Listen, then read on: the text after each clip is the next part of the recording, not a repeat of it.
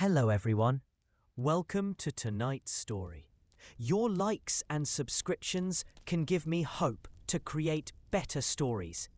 And let me know what changes you'd like me to make to my voice. Alright, now let's get to tonight's story. Chapter 1. The Mountain of Endless Dreams. In the misty mountains of ancient Japan, where cherry blossoms drift like whispered prayers, and bamboo groves sway with the rhythm of eternity, there lived a most extraordinary being. His name was Fukurokuju, and he was known throughout the land as the gentle god of wisdom, longevity, and happiness. Tonight, dear listener, let us journey together to his peaceful mountain home, where time moves slowly and every breath brings deeper tranquility. Fukurokuju's mountain was not like any ordinary peak. It rose from the earth like a sleeping giant, covered in soft moss that glowed silver in the moonlight. The mountain had no sharp edges or dangerous cliffs. Instead, its slopes curved gently upward, creating natural pathways that seemed to invite weary travelers to climb slowly, thoughtfully, with each step bringing them closer to inner peace. At the very summit of this magical mountain stood Fukurokuju's dwelling. It was neither palace nor temple, but something wonderfully in between. The structure seemed to grow from the mountain itself, as if the rocks and trees had slowly, over thousands of years, shaped themselves into the perfect home for wisdom to reside. The walls were made of smooth, warm stone that had been polished by countless seasons of gentle rain and tender sun. Fukurokuju himself was a sight that brought immediate calm to any who beheld him. His most distinctive feature was his remarkably tall forehead, which rose high above his kind eyes like a gentle dome. This elongated head was not strange or frightening, but rather peaceful and noble, suggesting the vast wisdom contained within. His forehead was smooth and serene, unmarked by worry lines or the creases of anger that troubled so many faces. Instead, it seemed to glow with an inner light, as if all the knowledge and understanding he had gathered over the centuries had given his very skin a luminous quality. His eyes were perhaps the most beautiful part of his appearance. They were deep and dark, like still pools of water reflecting the night sky.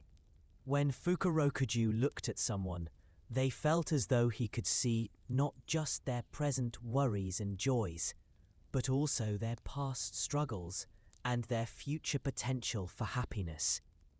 Yet his gaze never felt intrusive or judgmental. Instead, it was like being wrapped in the gentlest blanket, a look that said, "You are understood." He dressed in robes that seemed to be made from the very fabric of comfort itself. The material was soft beyond description, dyed in colors that changed subtly with his movements. Sometimes the deep blue of twilight, sometimes the gentle purple of morning mist, sometimes the warm gold of afternoon sunlight filtering through leaves. The robes seemed to have no weight at all, flowing around him as he moved with the grace of someone who had learned to walk in harmony with the earth beneath his feet. In his hands, Fukurokuju often carried a staff made from ancient bamboo. This staff was not just a walking stick, but a symbol of his connection to the natural world. The bamboo had grown for over 1,000 years before being carefully harvested during a perfect spring morning when the dew still clung to its surface. The staff was smooth and warm to the touch, and when Fukurokuju walked, it made the softest tapping sound against the stone paths of his mountain. A gentle rhythm that seemed to match the beating of a peaceful heart. The mountain itself responded to Fukurokuju's presence in magical ways. Where he walked, flowers bloomed more brightly. The streams that trickled down the mountainside sang with clearer, more melodious voices when he passed nearby. Even the rocks seemed to arrange themselves into more comfortable seating areas wherever he chose to rest. The very air around him felt different, cleaner, softer, filled with the kind of peace that makes breathing feel like a meditation. On this particular evening, as the sun began its slow descent behind the distant peaks, Fukurokuju stood at the edge of his mountain home, looking out over the valley below. The landscape stretched endlessly before him, a tapestry of rolling hills, winding rivers, and small villages where people were beginning to light their evening lamps. A god of wisdom had lived on this mountain for countless centuries, and in all that time, he had never grown tired of this evening ritual. Each sunset brought its own unique beauty, its own particular combination of colors and shadows that painted the sky in ways that seemed designed specifically to bring tranquility to any who took the time to observe. Tonight, the clouds were arranged in soft, horizontal bands across the horizon, each one tinted with a different shade of pink, orange, or gold.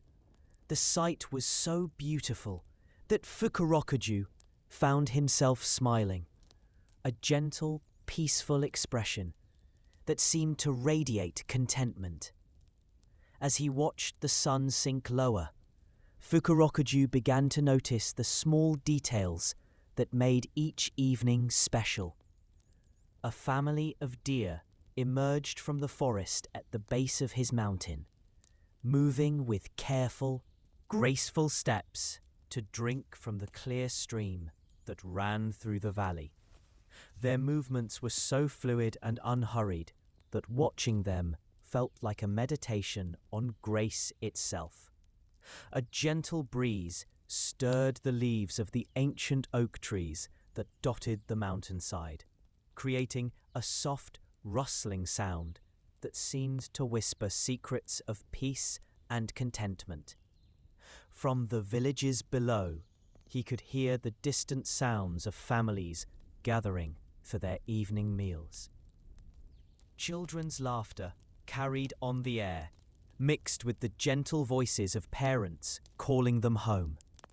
The sound of temple bells began to ring from various points across the valley, marking the transition from day to night with their deep, resonant tones. Each bell seemed to answer the others, creating a symphony of sound that spoke of community, tradition, and the comforting rhythms that had guided human life for countless generations. Fukurokuju closed his eyes and breathed deeply, taking in not just the cool mountain air, but also the sense of profound peace that seemed to emanate from everything around him.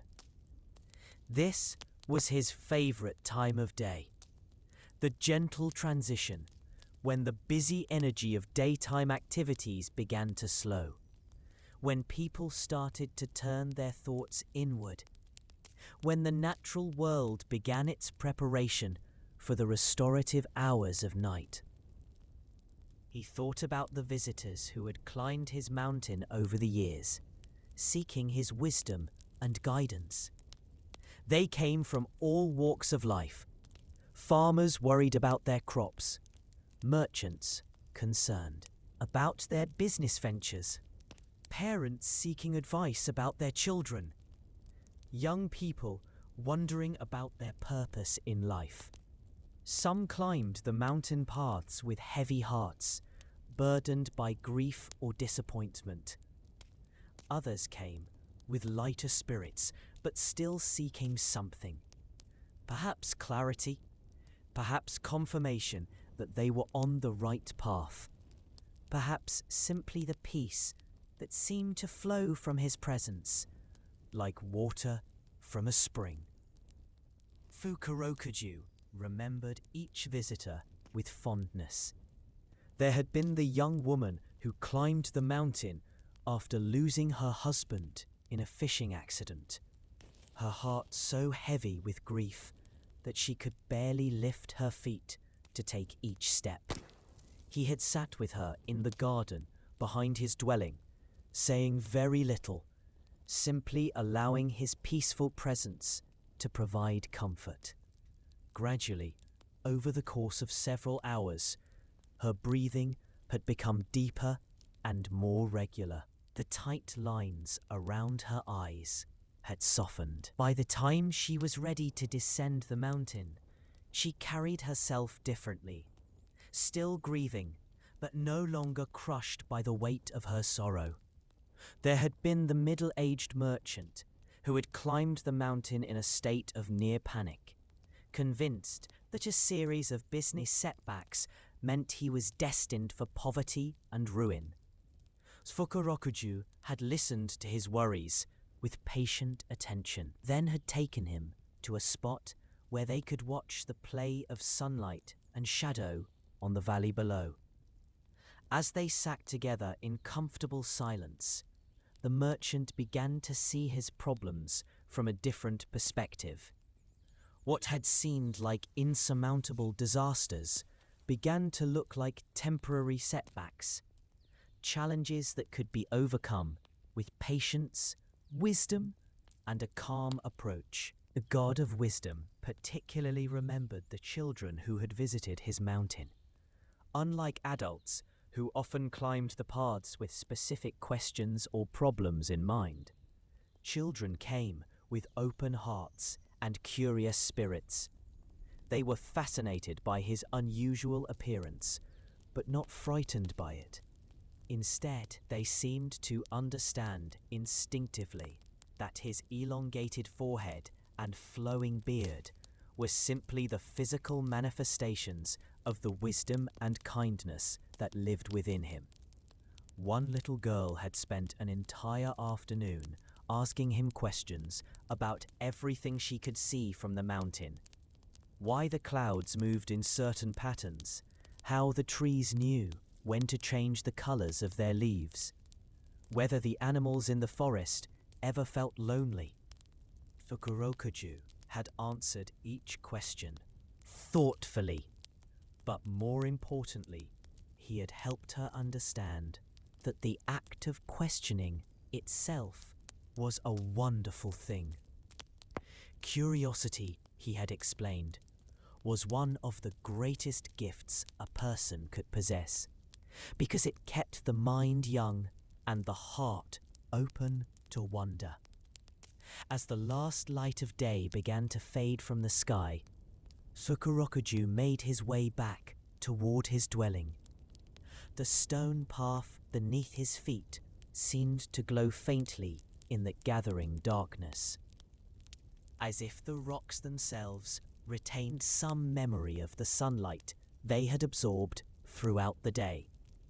The air grew cooler, but not uncomfortably so. Instead, it carried the fresh, clean scent of mountain air mixed with the gentle fragrance of night-blooming flowers that grew in the carefully tended garden around his home. The god's dwelling was designed to be a place of perfect tranquility.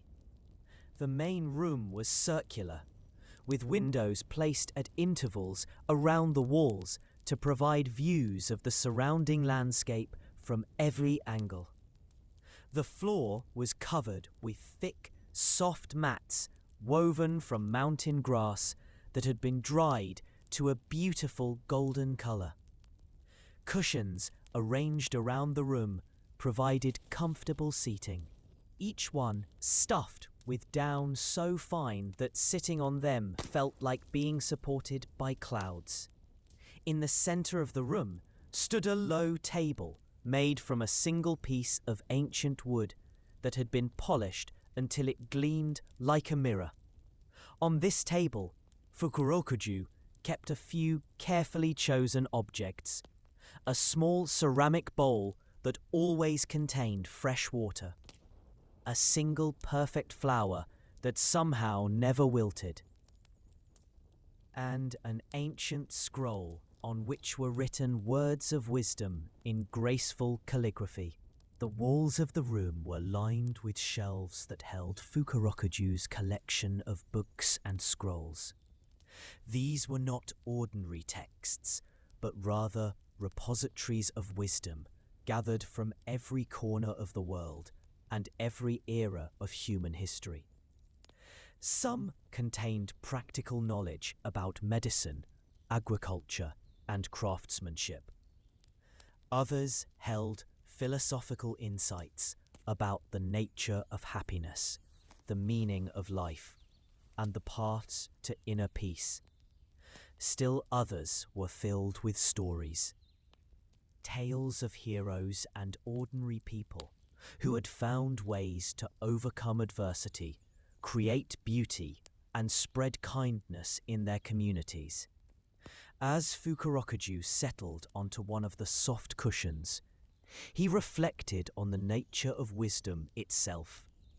So many people, he had observed, believed that wisdom meant having all the answers, knowing exactly what to do in every situation, never feeling uncertain or confused.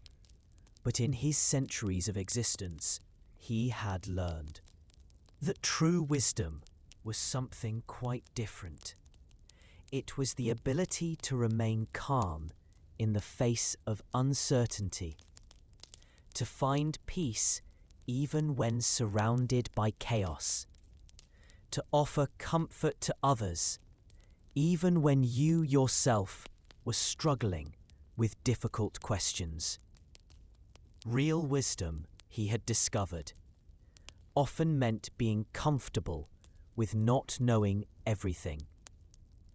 It meant understanding that life was full of mysteries that might never be fully solved, problems that might never be completely resolved, questions that might never receive definitive answers. The wise person was not someone who never felt confused or uncertain, but rather someone who could feel those emotions without being overwhelmed by them. As he sat in the peaceful quiet of his home, Fukurokuju began to think about the nature of longevity, another of the gifts he was said to bestow upon those who sought his guidance. Many people, when they asked for longevity, were really asking for more time, more years to accomplish their goals, to spend with loved ones, to experience the pleasures that life had to offer. But Fukurokuju understood that true longevity was not simply about adding years to one's life, but about adding life to one's years. He had known people who lived for many decades, but who seemed to sleepwalk through their existence, going through the motions of daily life without ever truly experiencing the wonder and beauty that surrounded them.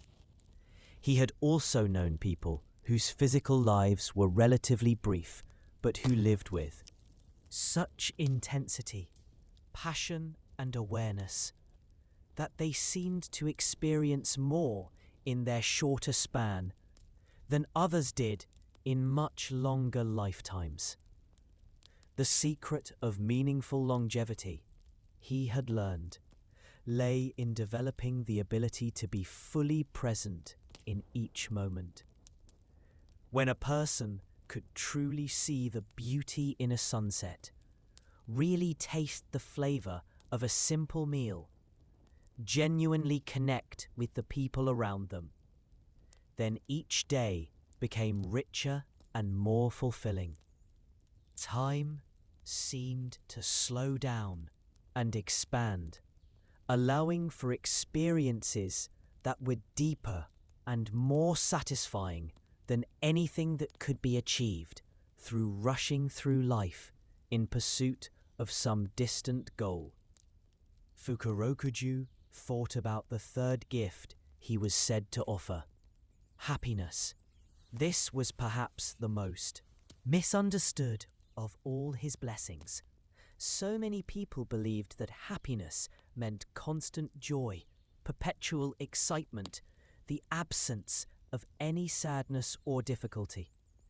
They searched for happiness as if it were a treasure that could be found in a specific location or achieved through particular accomplishments. But the God of Wisdom had learned that authentic happiness was something much more subtle and sustainable. It was not the absence of sorrow, but the ability to find peace and contentment even in the presence of life's inevitable challenges. True happiness was like a deep, still pool of water. It might have ripples on the surface when disturbed by external events, but the depths remained calm and clear. The happiest people he had met were not those whose lives were free from problems, but those who had learned to approach difficulties with grace and resilience. They understood that sadness, disappointment, and even grief were natural parts of the human experience. Rather than fighting against these emotions or trying to avoid them entirely, they had learned to acknowledge them, feel them fully, and then allow them to pass like clouds moving across the sky. As the night grew deeper around his mountain home, Fukurokuju felt himself settling into the profound peace that came with the ending of each day. Outside his windows, he could see the first stars beginning to appear in the darkening sky. Each point of light seemed to twinkle with its own gentle message of hope and tranquility. The moon, though not yet full, cast a soft silver glow over the landscape, transforming the familiar daytime views into something mysterious and beautiful. In the distance, he could hear the gentle sound of the mountain stream as it made its way down toward the valley. The water moved with unhurried grace over smooth stones, creating a soft, continuous music that had served as a lullaby for countless centuries. Mixed with this sound were the gentle calls of night birds, the soft rustling of small animals moving through the underbrush, and the whisper of wind through the leaves of the ancient trees. All of these sounds blended together to create a natural symphony that spoke of the earth's endless cycles of rest and renewal. Fukurokuju closed his eyes and allowed himself to become completely absorbed in this peaceful music.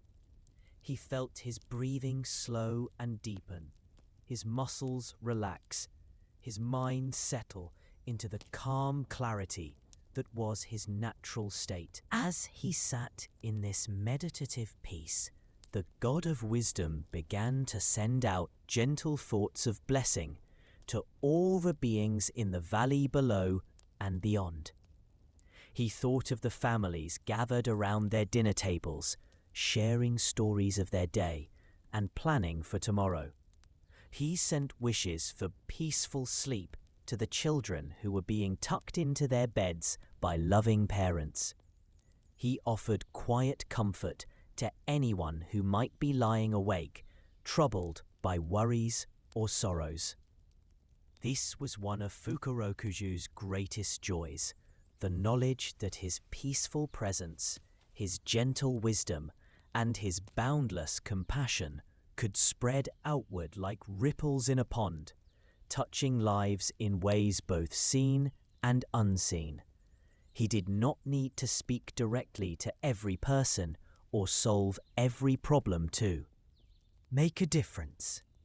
Sometimes simply existing as a source of peace and wisdom in the world was enough to help others find their own paths to contentment and understanding. The god reflected on the nature of sleep itself, that mysterious state that allowed both body and mind to rest, repair, and renew themselves.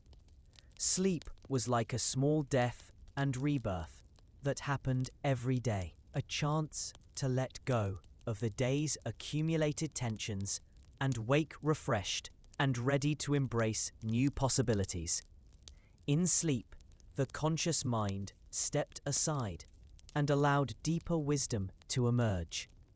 Dreams could provide insights that eluded the waking mind, and even dreamless sleep offered the profound restoration that came from complete rest. As he prepared for his own rest, Fukurokuju thought about the dreams that might visit the sleeping minds in the valley below.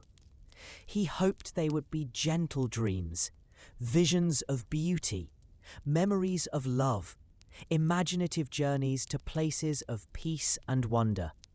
He sent out a quiet blessing that nightmares would be few and brief, that troubled sleep would give way to restorative slumber, that everyone would wake in the morning feeling renewed and hopeful. The god of wisdom understood that his influence extended even into the realm of dreams. When people fell asleep with peaceful hearts and calm minds, their dreams were more likely to be pleasant and healing. When they approached sleep with gratitude for the day that had passed and gentle anticipation for the day to come, their rest was deeper and more restorative. As he sat in the growing stillness of the night, Fukurokuju felt himself entering the peaceful state that was his own version of sleep. For a being of his nature, rest did not mean unconsciousness, but rather a deeper settling into the eternal peace that was his essence. His breathing became even more slow and rhythmic, his body completely relaxed, his mind clear and still as a mountain lake on a windless day. In this state of profound tranquility, he remained aware of everything around him: the gentle sounds of the night, the soft movement of air through his dwelling, the play of moonlight and shadow across the floor. But this awareness was effortless and peaceful, requiring no energy or attention. He simply existed in a state of pure being, connected to the earth beneath him, the sky above him, and all the life that moved through the world around him. Time seemed to slow and expand as Fukurokuju rested in this deep peace. Minutes might have passed, or hours, it made no difference. In this state, he was outside the normal flow of time, existing in the eternal present moment where all wisdom resided, where all peace originated, where all happiness had its source. And as the night deepened around his mountain home, the god of wisdom continued to radiate his gentle blessing outward into the world. His presence was like a beacon of peace, a lighthouse of tranquility that could guide any troubled soul toward the calm harbor of inner contentment. Tonight, as every night, he would maintain his quiet vigil, offering his gifts of wisdom, longevity, and happiness to any who sought them with sincere hearts. The first chapter of our journey with Fukurokuju draws to a close as the peaceful god settles into his nightly rest. But his story continues, and in the chapters to come, we will explore more of his gentle wisdom, meet some of the souls he has guided toward peace, and perhaps discover our own paths to the tranquility that he so generously offers to all who seek it. For now, let us follow his example and allow ourselves to settle into rest. Breathing, sleep well, dear listener, and may your dreams be filled with the same gentle wisdom and boundless peace that flows eternally from Fukurokuju's mountain home. Chapter 2: The Garden of Gentle Teachings. As dawn broke over Fukurokuju's mountain, the world awakened slowly, like a sleeping child gradually becoming aware of morning light. The god of wisdom had spent the night in his deep, peaceful meditation, and as the first rays of sunlight touched the walls of his dwelling, he began to stir with the gentle movement of someone emerging from the most restful sleep.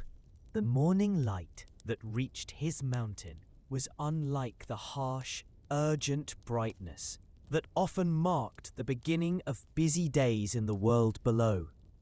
Instead, it was soft and golden, filtered through layers of morning mist that clung to the mountainside like silk scarves draped over the landscape. This light seemed to carry within it all the gentleness and promise of a new day, touching everything it reached with a sense of fresh possibility and renewed hope. Deliberation that characterized everything he did. Each action performed mindfully and with complete attention to the present moment. After greeting the new day with a few moments of grateful contemplation, Fukurokuju made his way to his favorite part of his mountain home, the garden that surrounded his dwelling like a living embrace. This garden was not large by earthly standards, but it contained within its boundaries a perfect representation of all the beauty and wisdom that the natural world had to offer. The garden had been growing and evolving for centuries, shaped not by human planning, but by the gentle guidance of Fukurokuju's presence and the natural intelligence of the plants themselves. Over time, each flower, shrub, and tree had found its perfect place, creating a harmony so complete that visitors often said it felt like stepping into a living poem or a three-dimensional painting. At the heart of the garden stood an ancient cherry tree, its trunk thick and gnarled with age, its branches spreading wide to create a natural canopy of shade and beauty. This tree was old beyond counting, having been a sapling when Fukurokuju first came to the mountain. Over the centuries, it had grown under his gentle care, becoming not just a tree, but a living symbol of the patience, endurance, and quiet beauty that marked the god's approach to existence. The cherry tree bloomed twice each year, once in spring, as cherry trees had done since the beginning of time, and once in autumn, a gentle miracle that seemed to be its gift to Fukurokuju's visitors. When the tree bloomed, its flowers were unlike any others in the world. Each petal seemed to glow with an inner light, and when they fell, they drifted to the ground like snow made of pure peace. Many visitors to the garden claimed that simply sitting beneath the cherry tree while it was in bloom could heal heartache, quiet anxiety, and restore hope to even the most troubled soul. Around the base of the cherry tree, Fukurokuju had cultivated a carpet of soft moss that felt like velvet beneath bare feet. This moss stayed green throughout all seasons, providing a perfect place for meditation or quiet conversation. Small flowers grew among the moss, tiny white blossoms that released a subtle fragrance that seemed to calm the nervous system and quiet busy thoughts. Radiating outward from the cherry tree, stone paths wound through the garden in gentle curves that invited slow, contemplative walking. These paths were not straight or efficient, but rather designed to encourage a peaceful pace and to reveal new views and discoveries with each turn. The stones themselves had been chosen not for their uniformity, but for their individual character. Some smooth and round, worn by centuries of water flow. Others with interesting colours or patterns that caught the eye, and were viewed. Contemplating these arrangements could occupy the mind for hours, providing a form of meditation that was both relaxing and subtly instructive about the nature of perspective and the way different viewpoints could reveal different truths. Near the eastern edge of the garden, where the morning light first touched the mountain, Fukurokuju had planted a meditation grove of bamboo. The bamboo grew in perfect straight lines, their pale green stalks reaching toward the sky with elegant simplicity. When the wind moved through the bamboo, it created a sound unlike anything else in nature, a gentle rustling and clicking that seemed to speak directly to the soul. Many visitors found that listening to the bamboo in the morning breeze was one of the most effective ways to quiet mental chatter and achieve a state of peaceful clarity. The bamboo grove also served as a living lesson in flexibility and strength. Despite their slender appearance, the bamboo stalks could bend dramatically in strong winds without breaking. They demonstrated that true strength often lay not in rigid resistance, but in the ability to yield gracefully to forces beyond one's control, while maintaining one's essential integrity. On the western side of the garden, where the afternoon and evening light created long, beautiful shadows, Fukurokuju had cultivated a water garden. A small stream entered the garden from a natural spring higher up the mountain, flowing through a series of carefully arranged pools and waterfalls before continuing its journey down toward the valley below.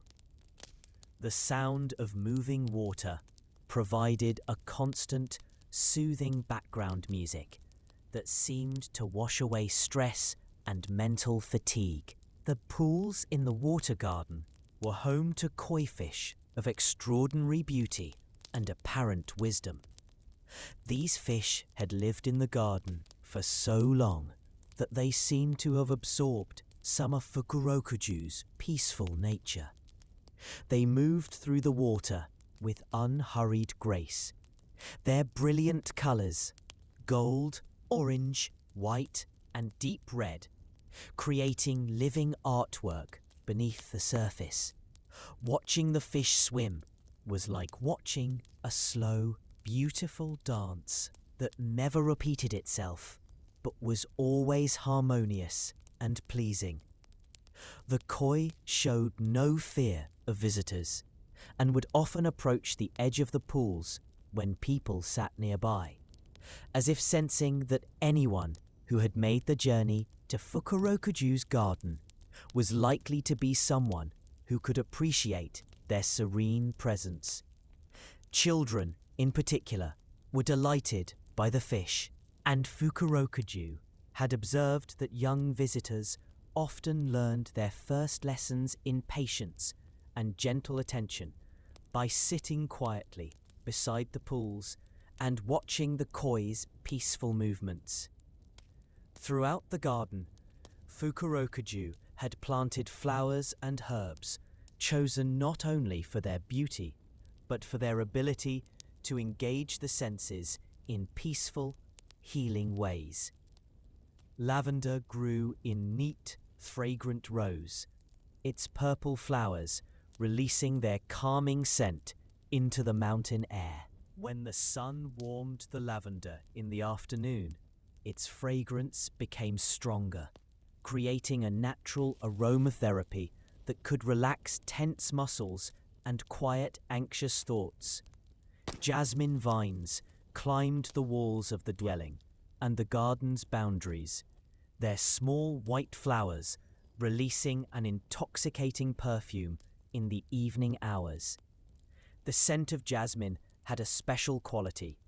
It seemed to encourage the kind of deep, restorative sleep that allowed for vivid. In one corner of the garden, Fukurokuju had created a special area for medicinal herbs.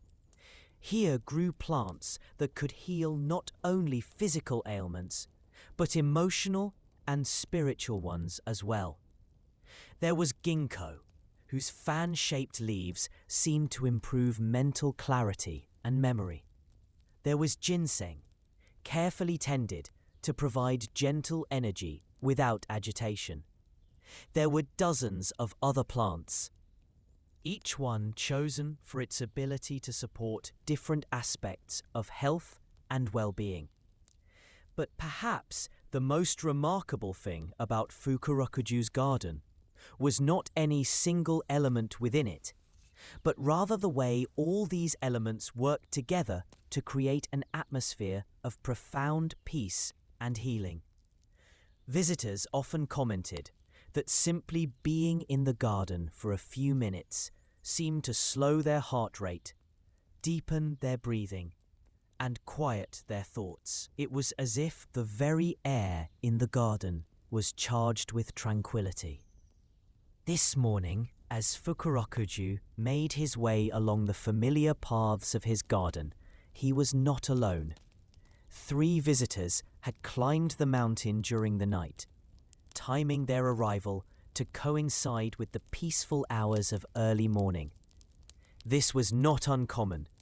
Many people found that the journey up the mountain was easier in the cool hours before dawn, and arriving in time to greet the sunrise from Fukurokuju's garden was considered one of life's most beautiful experiences. The first visitor was an elderly woman named Aki, whose name meant autumn, and who had lived through many seasons of joy and sorrow in her 83 years. She had climbed the mountain despite her age because she was struggling with the approach of her own mortality. Recent health problems had made her acutely aware that her time on Earth was limited, and she found herself alternating between peaceful acceptance and panicked fear about what lay ahead. Aki sat on a stone bench near the cherry tree, her weathered hands folded in her lap, her eyes fixed on the gentle movement of the moss beneath the ancient branches. She had been sitting there for nearly an hour, saying nothing, simply absorbing the peaceful energy of the garden and trying to find some equilibrium in her troubled thoughts. The second visitor was a young man named Hiroshi, perhaps 25 years old, who carried the restless energy of someone whose mind was constantly racing from one concern to another. He had recently graduated from university and found himself overwhelmed by the apparent infinity of choices that lay before him. Every decision seemed monumentally important, every path fraught with the possibility of regret. He paced slowly along the garden paths, unable to sit still for more than a few minutes at a time. His brow furrowed with the weight of uncertainty. The third visitor was a middle-aged woman named Yuki, whose name meant snow, and who had come to the mountain carrying a grief so heavy that it seemed to affect her very posture. She had lost her young daughter in an accident 3 months earlier, and despite the loving support of her family and friends, she felt as though she was drowning in sorrow. She sat beside the water garden, watching the koi fish, with tears streaming silently down her cheeks. Fukurokuju approached his 3 visitors with the gentle presence that was his natural way of being in the world. He did not announce himself or demand attention, but simply began to move through the garden in his usual manner, tending to the plants and creating an atmosphere of such profound peace that it was impossible to remain in his presence without feeling some measure of calm begin to seep into one's heart. He began with Aki, approaching the elderly woman with the respectful courtesy that he showed to all his visitors, but with the special tenderness reserved for those who had lived long and seen much. Without speaking, he settled onto the grass near her bench, his presence immediately creating a sense of companionship that made her feel less alone with her fears. "I am afraid," Aki said quietly, her voice barely above a whisper. "I have lived a good life, I think. I have loved and been loved. I have seen my children grow and have grandchildren. But now, as I feel my body growing weaker, I find myself terrified of what comes next. Is it foolish for someone my age to be so frightened of dying?" Fukurokuju listened with complete attention, his deep eyes reflecting not judgment, but boundless compassion. When she finished speaking, he was quiet for a long moment, not because he did not know how to respond, but because he understood the value of allowing her words to settle into the peaceful space between them. "Fear of the unknown is not foolish," he said finally, his voice carrying the quiet authority of someone who had contemplated these questions for centuries. "It is natural, even for those who have lived as fully and as well as you have.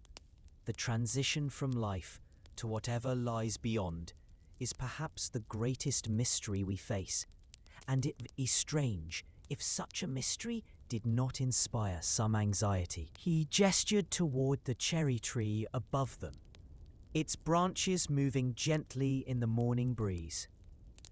"This tree has lived for many centuries, and every autumn it must let go of its leaves. The leaves do not fall because the tree is dying, but because this letting go is part of the tree's natural rhythm. Each leaf that falls has served its purpose. It has captured sunlight, provided shade, added beauty to the world. When its time comes to fall, it does so gracefully, making room for new growth in the spring." Aki looked up at the branches, where a few late autumn leaves still clung despite the approaching winter.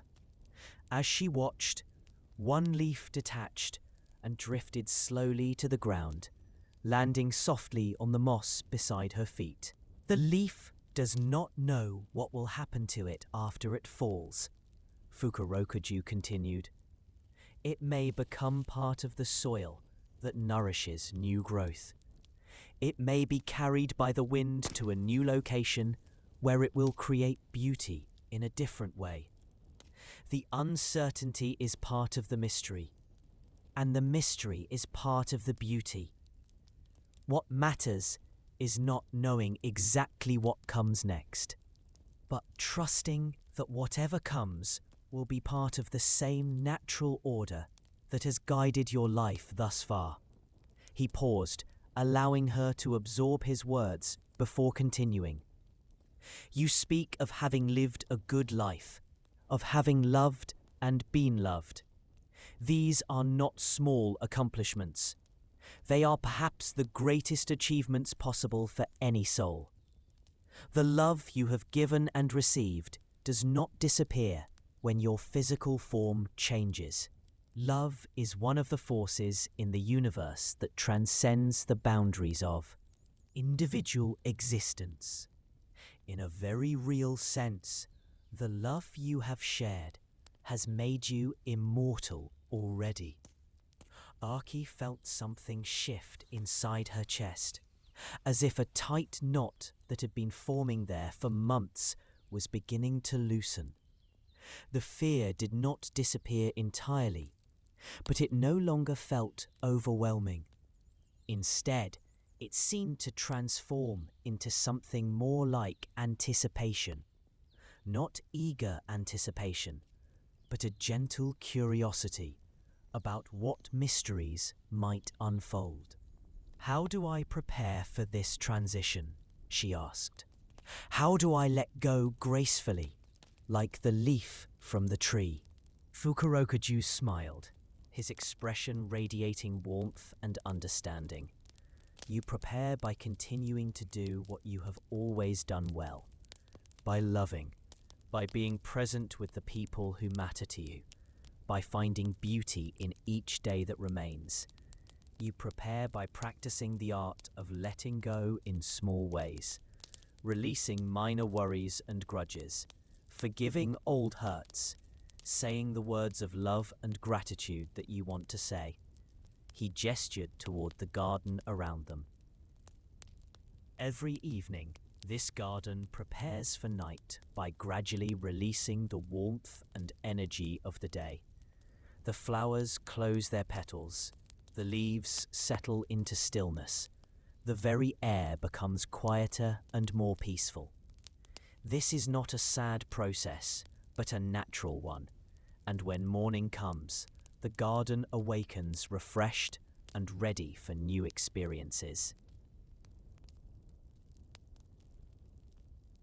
As they spoke, Aki became aware that her breathing had deepened and slowed. The tight anxiety in her chest continued to ease, replaced by a feeling that she could only describe as spaciousness, as if there was suddenly more room inside her for peace to exist alongside her concerns. After spending more time with Aki, allowing her to ask more questions and simply sit in peaceful companionship, Fukurokuju gradually made his way toward Hiroshi, the young man who continued to pace the garden paths with restless energy. The god of wisdom observed him with patient understanding, recognizing in his movements the familiar agitation of someone whose mind was spinning with possibilities and concerns about the future. Hiroshi noticed Fukurokuju's approach and stopped his pacing, bowing respectfully but unable to hide the tension that seemed to vibrate through his entire being. His eyes darted around the garden as if he was having trouble focusing on any one thing for more than a few seconds. "Master Fukurokuju," he said, his words coming quickly, "I apologize for my restlessness. I know your garden is a place of peace, but I find it difficult to be still when my mind is so full of questions and worries. I have just finished my education, and everyone tells me this is the time to make the important decisions that will shape the rest of my life. But how can I choose the right path when I don't know what the future holds? How can I be sure I won't make a mistake that will ruin everything?" Fukurokuju listened to the young man's concerns with the same patient attention he had given to Aki, understanding that Hiroshi's agitation came from the same source as the elderly woman's fear, uncertainty about what lay ahead. But where Aki was facing the ultimate transition, Hiroshi was confronting the overwhelming array of possibilities that spread before him like an infinite maze. "Walk with me," Fukurokuju said gently, beginning to move along one of the garden's winding paths. Sometimes the body must move in order for the mind to find stillness. As they walked, Fukurokuju led Hiroshi to a part of the garden where the path split into several different directions. Each path was beautiful in its own way. One led toward the bamboo grove, another toward the water garden, a third toward a small meadow filled with wildflowers, and yet another toward a grove of ancient pine trees. "Tell me," Fukurokuju said, stopping at the junction, "which path should we take?" Hiroshi looked at each option, his brow furrowing with the same intensity he brought to all decisions. I'm not sure. They all look interesting, but I don't know where each one leads. What if we choose the wrong one and miss something important?" Fukurokuju smiled gently. "And what if we choose any one of them and discover something beautiful? What if each path offers its own gifts, its own lessons, its own unique form of beauty?" Without waiting for an answer, Fukurokuju began walking down the path that led toward the bamboo grove. Hiroshi followed, still looking back uncertainly at the paths they had not taken. As they entered the grove, the morning light filtered through the bamboo stalks, created patterns of light and shadow that shifted and danced with every breath of wind. The gentle sound of the bamboo moving together filled the air with a music that seemed to slow time itself. "This is beautiful," Hiroshi admitted, his pace naturally slowing to match the peaceful rhythm of the grove. "But what about the other paths? What if one of them would have been even better? What if this path is exactly what you need right now?" Fukurokuju replied. "What if the question is not about finding the one perfect choice, but about bringing your full attention and appreciation to whatever choice you make?" They walked deeper into the grove, where the bamboo grew so thick that the outside world seemed to disappear entirely. Here, surrounded by the gentle sounds and filtered light, Hiroshi found his restless energy beginning to quiet despite himself. "The bamboo teaches us about decision-making," Fukurokuju said, placing his hand on one of the smooth stalks. "See how it grows straight and strong, reaching toward the light. It does not waste energy wondering if it should have grown in a different direction or questioning whether another spot in the grove might have been better. It simply grows with full commitment in the direction it has chosen, adapting gracefully to whatever conditions it encounters." Hiroshi watched the bamboo sway in the breeze, noting how each stalk moved independently, yet in harmony with all the others. "But bamboo doesn't have to make conscious choices," he said. "It just follows its nature. How do I know what my nature is? How do I know which direction I should grow?" "Your nature reveals itself through your deepest interests, your genuine curiosities, your natural compassions," Fukurokuju replied. "When you stop focusing so intensely on making the right choice, and instead pay attention to what genuinely calls to your heart, the path often becomes clearer." He led Hiroshi to a small clearing within the bamboo grove, where a simple stone bench provided a place to sit and contemplate. "Tell me," he said, "when you forget about what others expect of you, when you stop worrying about success or failure, what activities make you lose track of time? What problems do you find yourself naturally wanting to solve? What kind of suffering in the world touches your heart most deeply? Hiroshi sat on the bench and considered these questions. As he did, his breathing began to slow and deepen.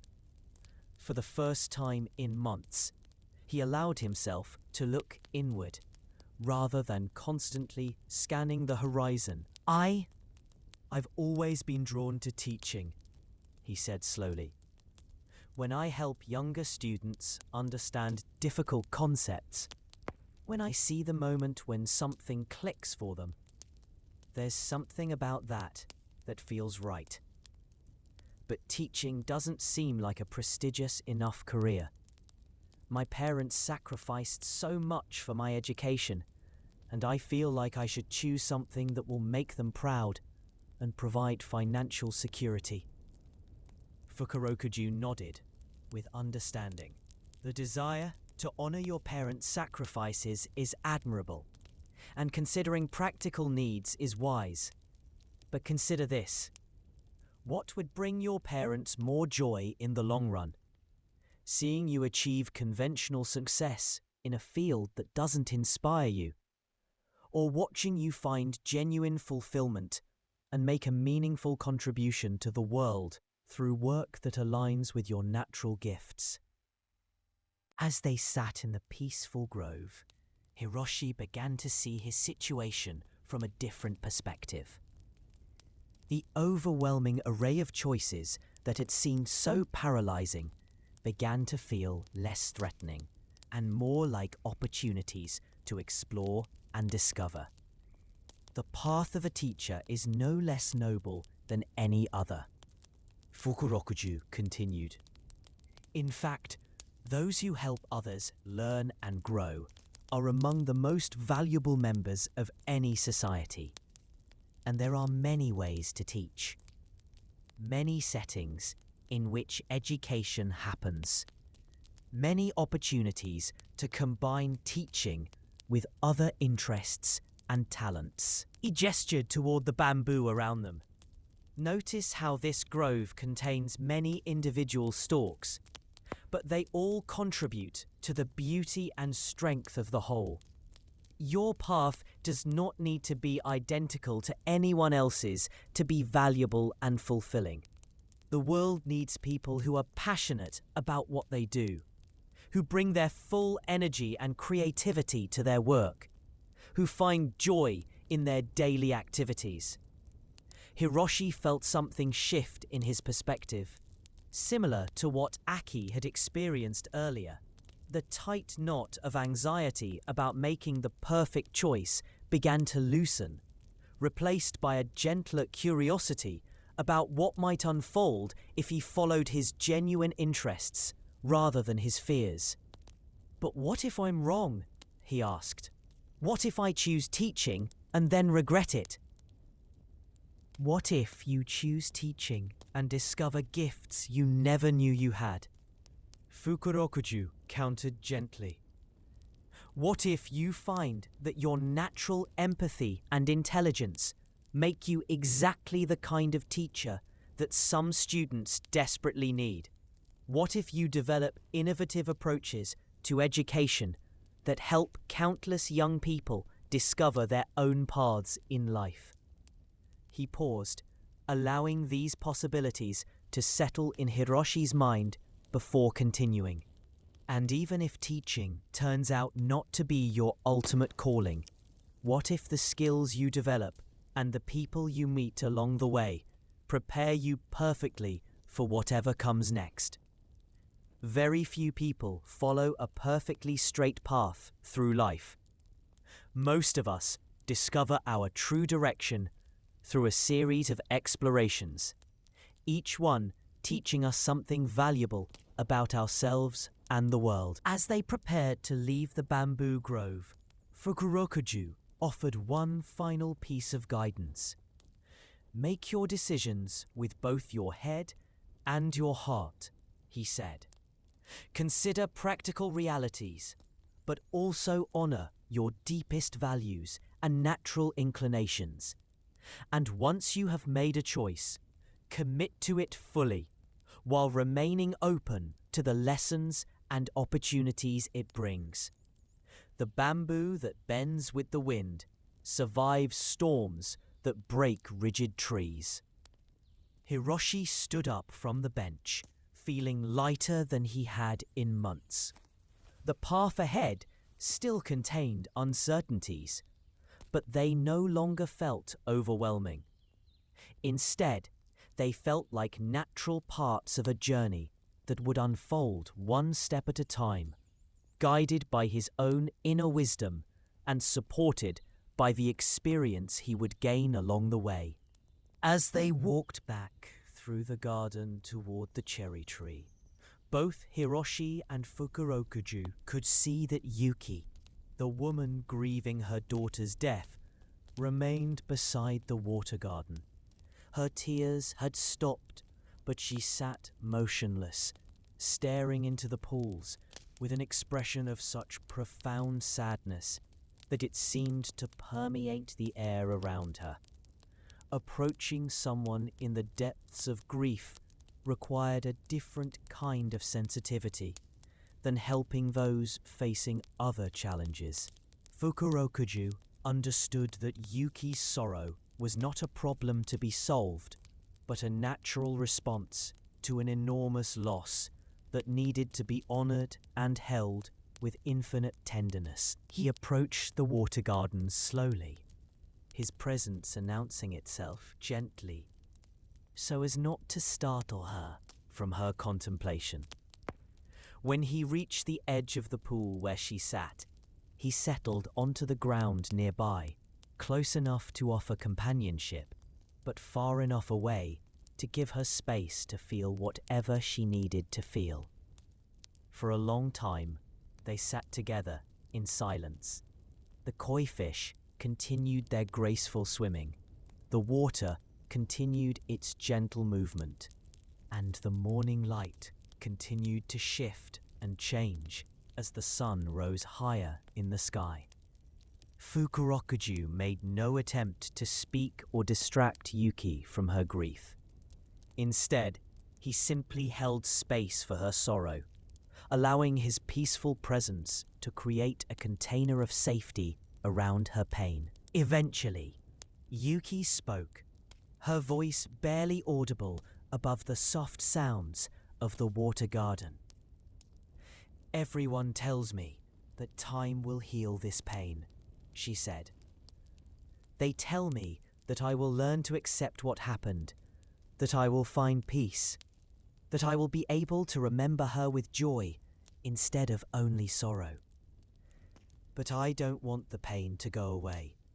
The pain is all I have left of her. If I stop hurting, does that mean I've stopped loving her?" Fukurokuju felt the depth of her anguish as if it were his own. In his centuries of existence, he had witnessed countless expressions of human grief, and he understood that the loss of a child created a wound unlike any other. It was a sorrow that challenged every assumption about how life should unfold, that called into question the basic fairness and meaning of existence itself. "The love you have for your daughter is not contained in your pain," he said softly. "Love is much larger than grief, much more enduring than sorrow.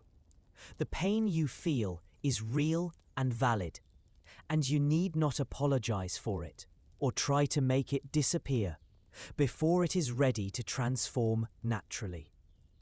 But the love that created that pain will remain with you always, long after the sharp edges of grief have softened into something more bearable."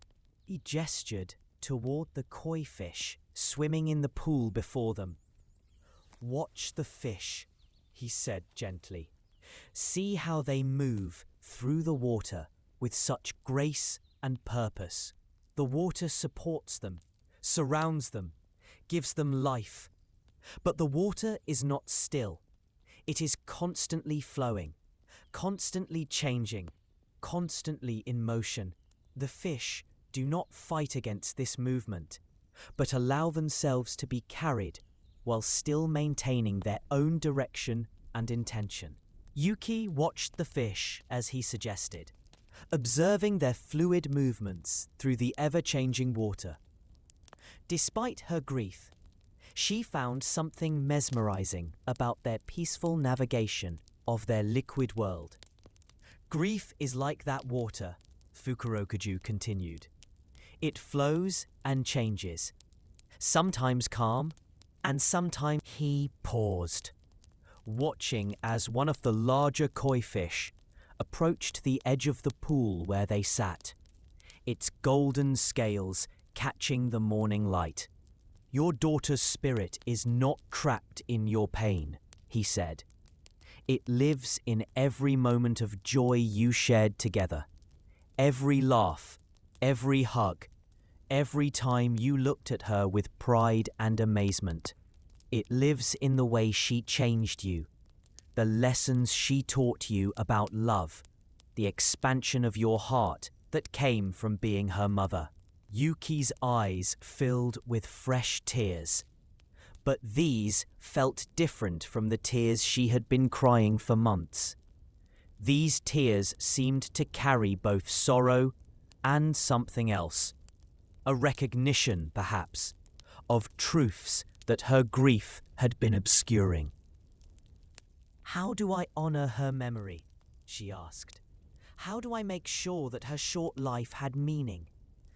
"You honor her by carrying forward the love she awakened in you," Fukurokuju replied. "Every act of kindness you perform, every moment of compassion you show to another parent, every time you help someone else who is struggling, these become expressions of the love she taught you. Her life had meaning because it created more love in the world through you."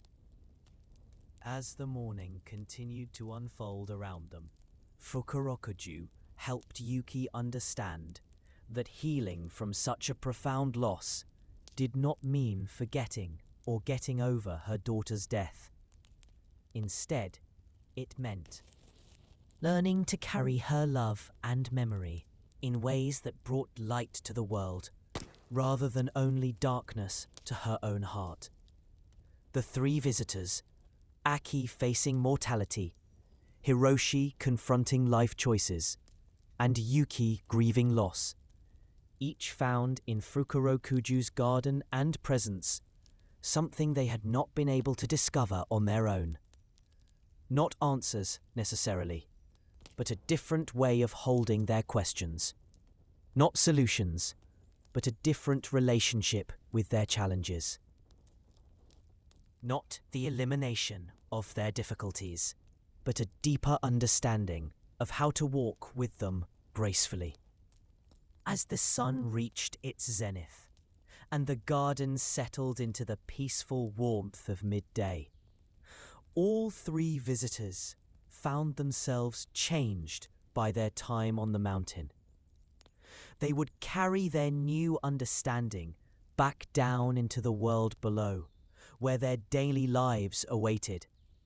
But they would not return unchanged. Each had discovered something essential about the art of living with uncertainty, with loss, with the complex beauty of human existence. And Fukurokuju, the gentle god of wisdom, continued his eternal practice of offering peace to troubled hearts, guidance to confused minds, and hope to discouraged spirits.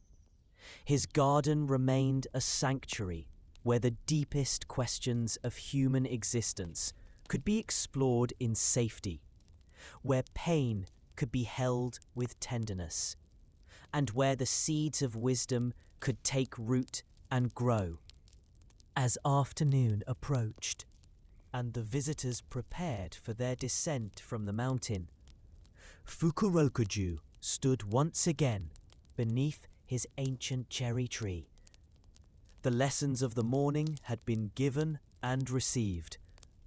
The comfort had been offered and accepted, and the eternal cycle of seeking and finding, of questioning and discovering, continued as it had for countless generations, and would for countless more to come. The second chapter of our journey with the wise and gentle Fukurokuju draws to a close with the understanding that true wisdom is not about having all the answers, but about learning to ask better questions. In his garden of gentle teachings, we have witnessed how patience, compassion, and deep listening can transform fear into acceptance, anxiety into curiosity, and despair into hope. As we prepare to continue our story, let us carry with us the peaceful energy of that mountain garden.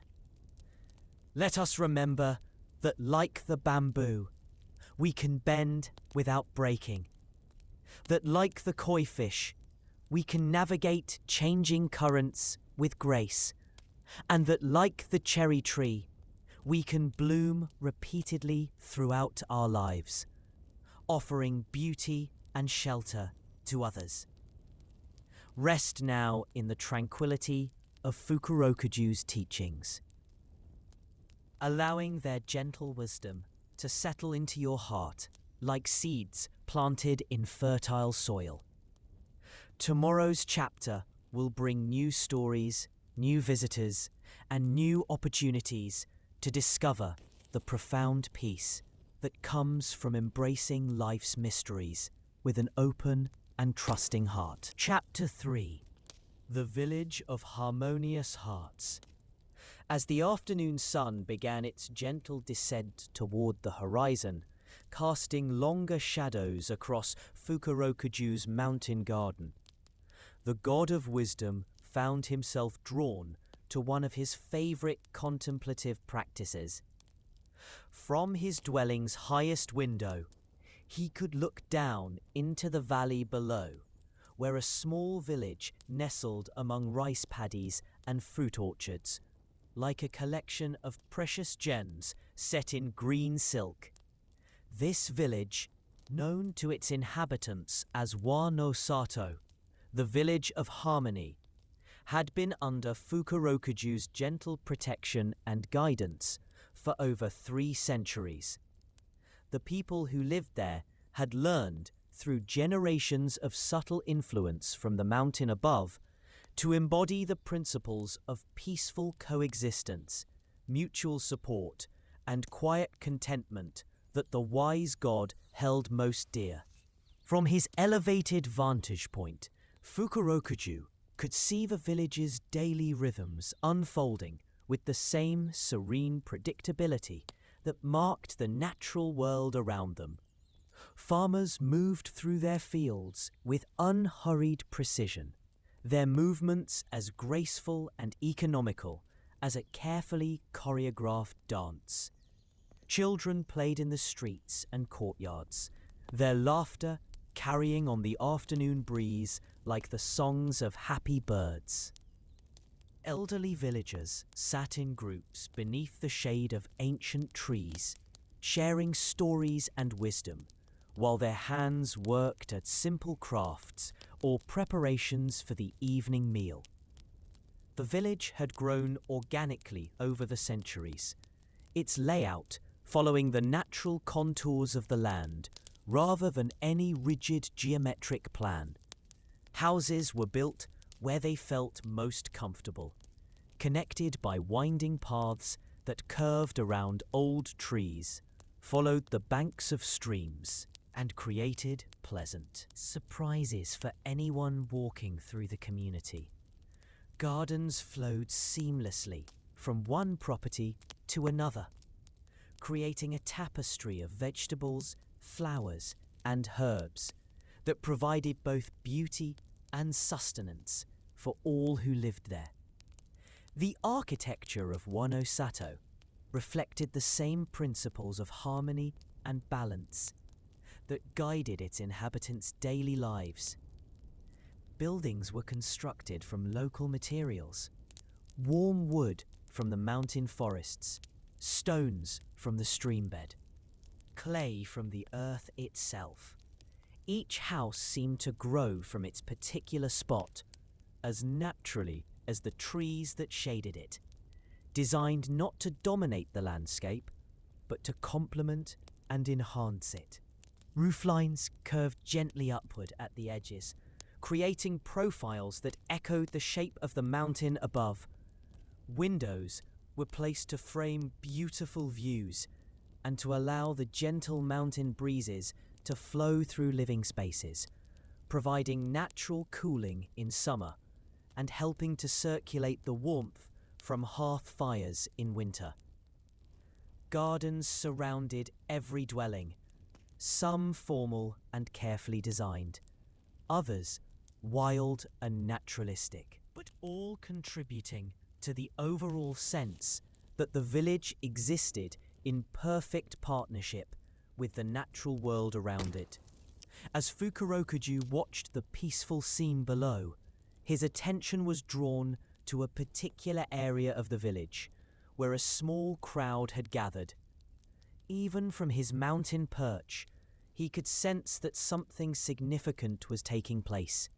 Not a crisis or emergency, but rather one of those meaningful moments when community members came together to address a challenge through collective wisdom and mutual support.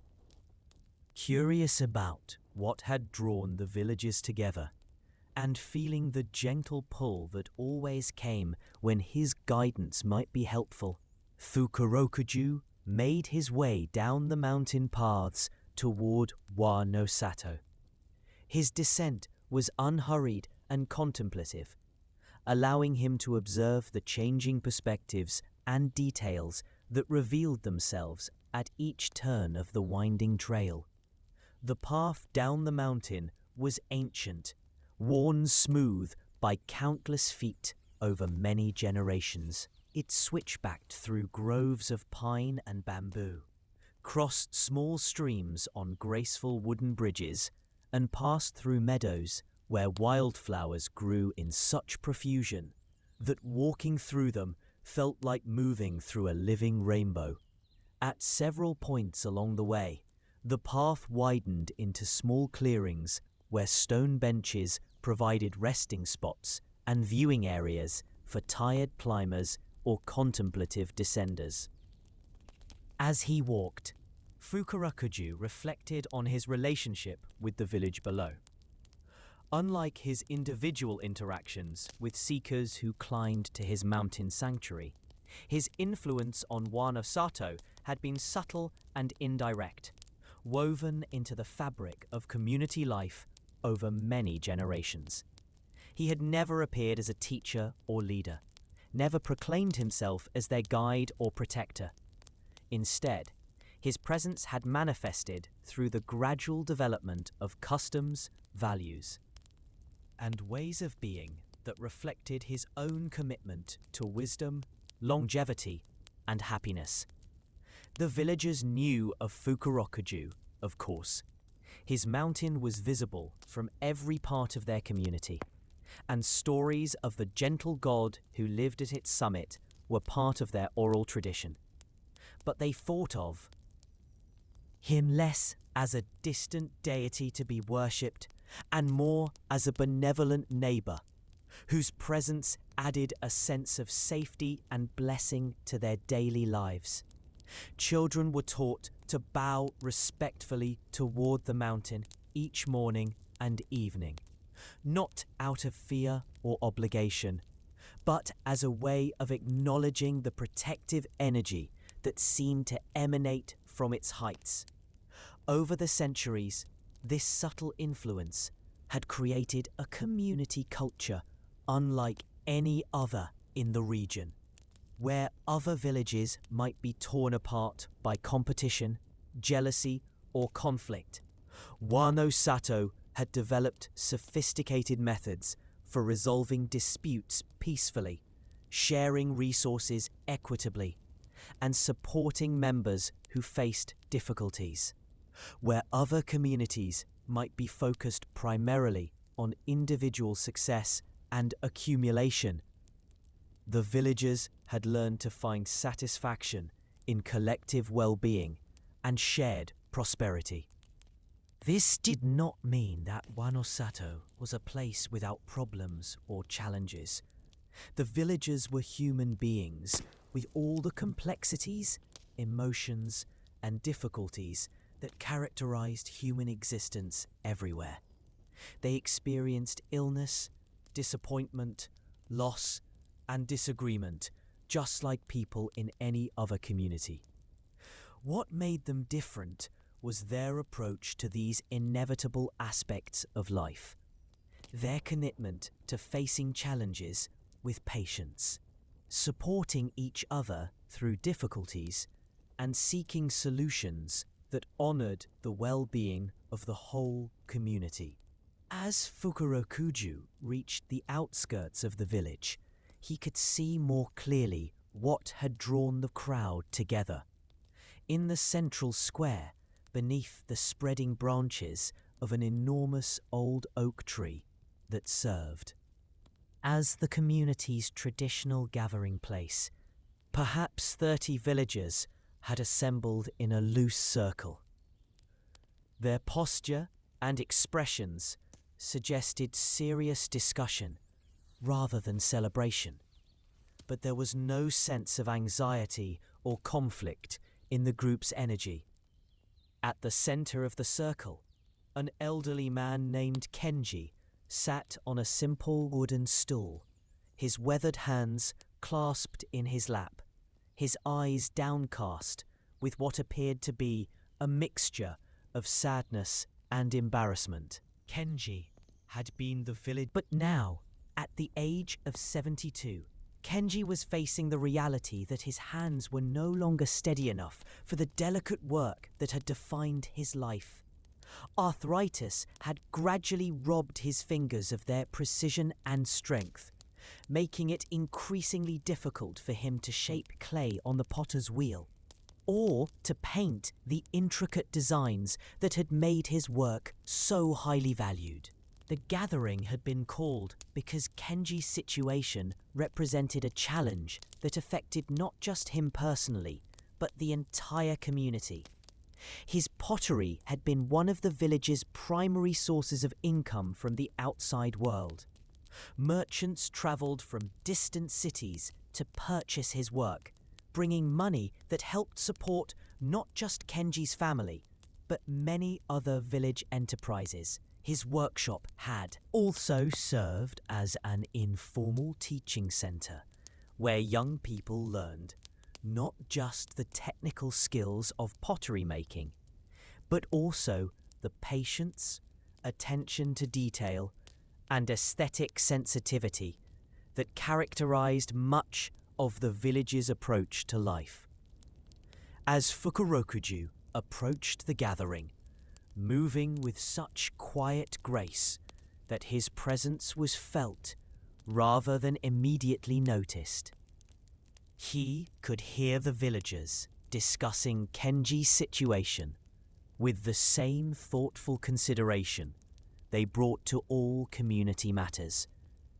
A middle-aged woman named Midori, who managed the village's cooperative store, was speaking.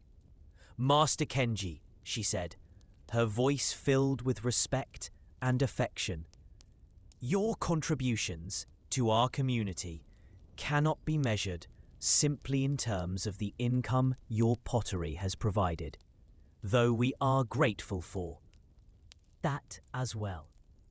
You have taught so many of our young people not just how to work with clay, but how to find beauty in simple materials, and how to create objects that bring joy to others.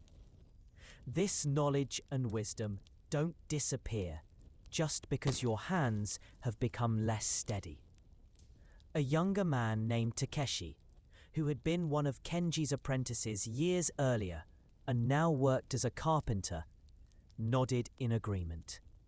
Perhaps this is an opportunity for us to think about new ways to preserve and share Master Kenji's knowledge. What if we organized formal teaching sessions where he could pass on his expertise to a new generation of potters? His understanding of clay, glazes, and firing techniques could guide others, even if he can no longer demonstrate every technique himself. An elderly woman named Sachiko, who had known Kenji since childhood, added her. Kenji himself remained quiet through much of the discussion, clearly moved by his neighbor's expressions of support and appreciation. When he finally spoke, his voice carried the same gentle dignity that had characterized his pottery work for so many years. "I am grateful beyond words for your kindness and support," he said. "I confess that I've been struggling with feelings of uselessness and fear about becoming a burden to the community that has given me so much over the years. But listening to your words, I begin to see that perhaps my situation is not just about loss, but also about transformation." He paused, gathering his thoughts before continuing. "I would be honored to share my knowledge with anyone who wishes to learn. Perhaps my hands can no longer shape clay with the precision they once had, but my eyes can still see the potential in a piece of work. And my experience can still guide others in avoiding the mistakes I made when I was learning." A young woman named Yuki, not the same Yuki who had visited Fukurokuju's garden earlier, but a different person who shared that beautiful name, raised her hand to speak. At 22, she had recently returned to the village after spending several years in the city learning modern business practices. Her return had been motivated partly by homesickness, but also by a growing sense that the values and lifestyle of Wano Sato offered something precious that she had not found in urban life. "Master Kenji," she said, "I have been thinking about ways to help our village adapt to changing times while preserving the qualities that make us special. What if we combined your pottery expertise with some modern approaches to teaching and marketing? We could create a pottery school that attracts students from other regions, bringing in income while also spreading the techniques and values you represent." Her suggestion sparked enthusiastic discussion among the gathered villagers. The idea of transforming Kenji's workshop into a formal teaching center appealed to many, as it would address both the economic challenge and the desire to preserve traditional skills for future generations. As the conversation developed, Fukurokuju found himself deeply moved by the community's response to Kenji's situation. Without any formal leadership or external pressure, the villagers had naturally organized themselves to address a challenge through collective wisdom and mutual support. They had instinctively understood that the goal was not simply to replace Kenji's lost productivity, but to find ways to honor his contributions while adapting to new circumstances. An older man named Jiro, who had served as the village's informal mediator for many years, began to synthesize the various suggestions that had been offered. "It seems to me," he said, "that we have several excellent ideas that could work together. Master Kenji could indeed become the senior teacher at a pottery school. Young Yuki could help us develop the business aspects and marketing strategies. Master Takeshi could help us modify the workshop space to accommodate students and visitors." He gestured toward other members of the group as he continued. "Midori could coordinate with merchants and manage the financial aspects. Sachiko could help with hospitality for visiting students, and all of us could contribute in various ways. Some as assistant teachers, others as administrators, still others as hosts and guides for visitors who come to learn. As the discussion continued, what had begun as a problem-solving session gradually transformed into something more like a celebration. The villagers were discovering that Kenji's challenge was actually an opportunity for the entire community to engage in a new type of collaboration that could benefit everyone while preserving something precious from their traditions. Fukurokuju watched this transformation with the deep satisfaction that came from seeing human beings at their best, supporting each other, thinking creatively about challenges, and finding ways to turn difficulties into opportunities for growth and connection. This was exactly the kind of community wisdom that he had hoped to nurture through his subtle influence over the centuries. As the formal discussion began to wind down and villagers started to disperse into smaller groups to continue planning conversations, Fukurokuju found himself approached by several community members who had noticed his presence. Unlike visitors to his mountain sanctuary, these villagers had grown up with stories of the gentle god and felt comfortable acknowledging him directly. "Master Fukurokuju," said Midori, bowing respectfully, "we are honored by your presence at our gathering. Did you come down from the mountain because you sensed that we needed guidance?" Fukurokuju smiled with the warmth that always characterized his interactions with the people of Wano Sato. "I came because I was curious about what had brought you together, and because I wanted to witness your collective wisdom in action. I find that I learn as much from observing your community discussions as you might learn from any guidance I could offer." This response delighted the villagers, who had long appreciated Fukurokuju's humble approach to wisdom. Unlike some spiritual teachers who presented themselves as having all the answers, he consistently demonstrated that true wisdom often involved learning from others and recognizing the intelligence that emerged when people came together with good intentions. Young Yuki, emboldened by Fukurokuju's approachable manner, asked a question that had been on her mind. "Master, I spent several years in the city learning modern business practices, and I'm excited about applying some of those techniques to help our village prosper. But I also worry about losing the qualities that make our community special. How do we adapt to changing times without losing our essential character?" Fukurokuju considered her question thoughtfully before responding. "Change is like the seasons," he said. "It is natural and necessary, and trying to prevent it entirely usually creates more problems than it solves.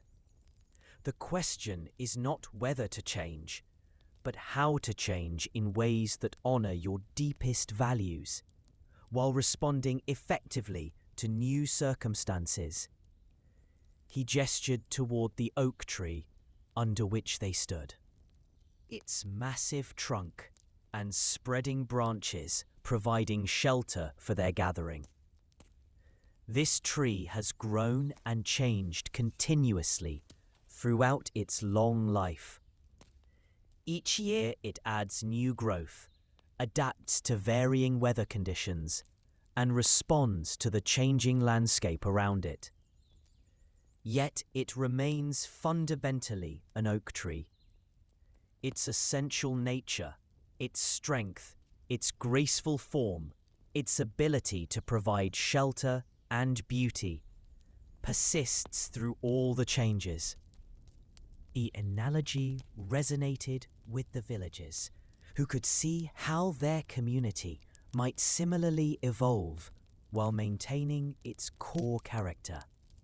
Fukurokuju continued, "Your village's essential qualities, your commitment to mutual support, your appreciation for beauty and craftsmanship, your skill at resolving conflicts peacefully. These are like the deep roots of the oak tree. They provide stability and nourishment that can support whatever new growth and adaptation may be needed." As the afternoon continued, Fukurokuju found himself drawn into several smaller conversations with different groups of villagers. Each discussion revealed another aspect of the community's collective wisdom and the subtle ways his influence had shaped their approaches to common challenges. Near the pottery workshop, he spoke with a group of young people who were excited about the possibility of learning traditional ceramic techniques. Their enthusiasm reminded him of the eternal human drive to create beauty and meaning through skilled work. He encouraged them to approach their learning with patience and reverence, understanding that mastering any craft required not just technical skill, but also the development of aesthetic sensitivity and emotional maturity. In the village's small temple, he encountered a group of elderly residents who were discussing the spiritual dimensions of community life. These wise elders had recognized that their village's harmony was not simply the result of good organization or fortunate circumstances, but reflected deeper principles about how human beings could live together in ways that honored both individual needs and collective well-being. Near the stream that provided water for the village, he joined a conversation among parents who were concerned about raising children who would be both grounded in traditional values and prepared for the modern world they would inherit.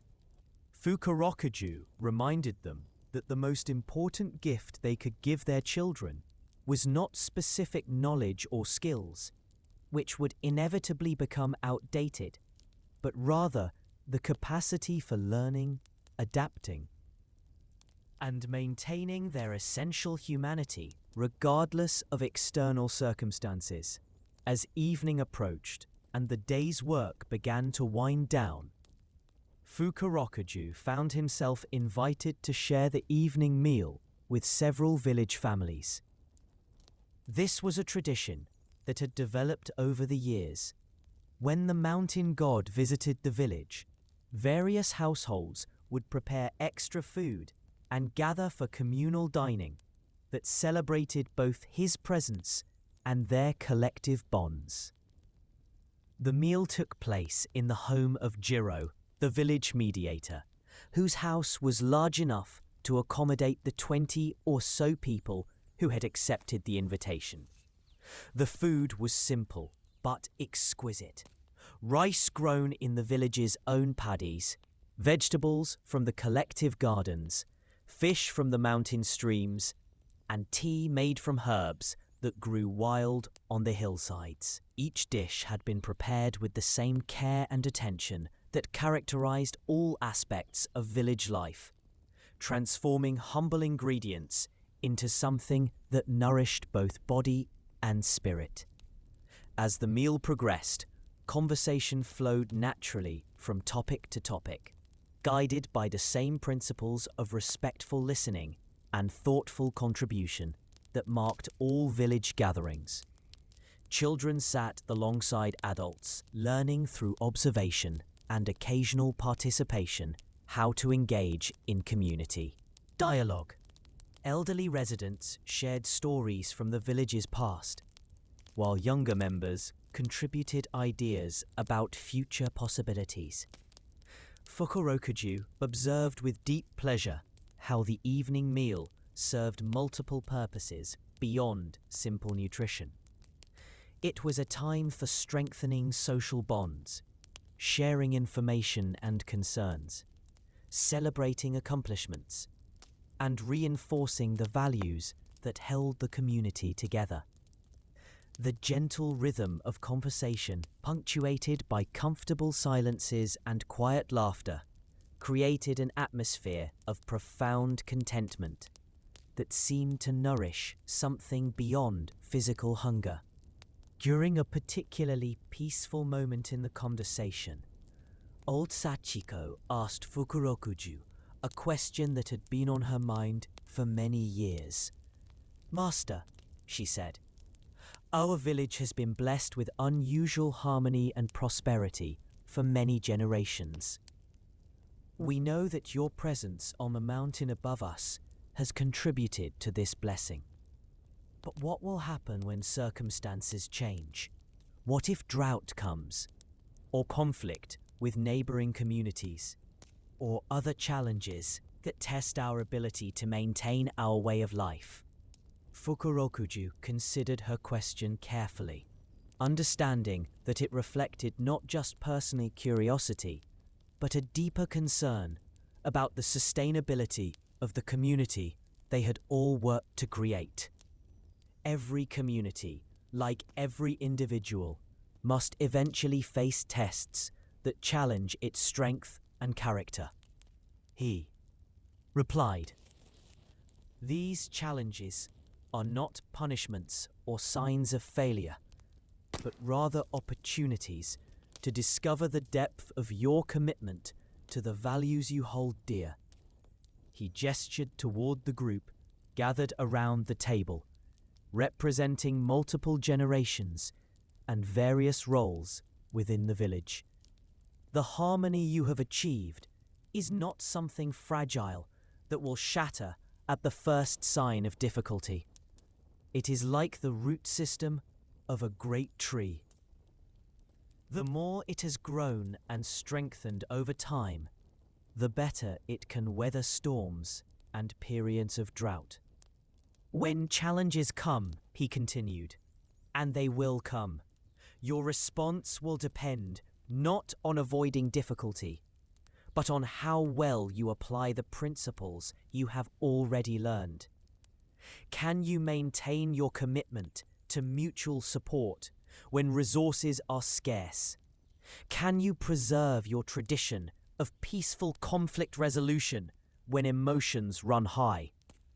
Can you continue to make decisions based on collective well-being when individual interests are threatened?" Young Yuki nodded thoughtfully. "So the harmony we've built is actually preparation for difficulties we haven't yet faced." "Exactly," Fukurokuju confirmed.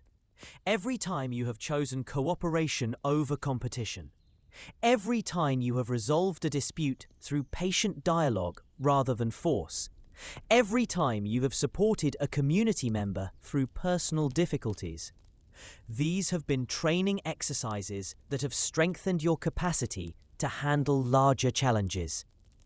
As the evening progressed and the meal gradually transitioned into quiet conversation over tea, Fukurokuju found himself reflecting on the unique nature of his relationship with Wano Sato.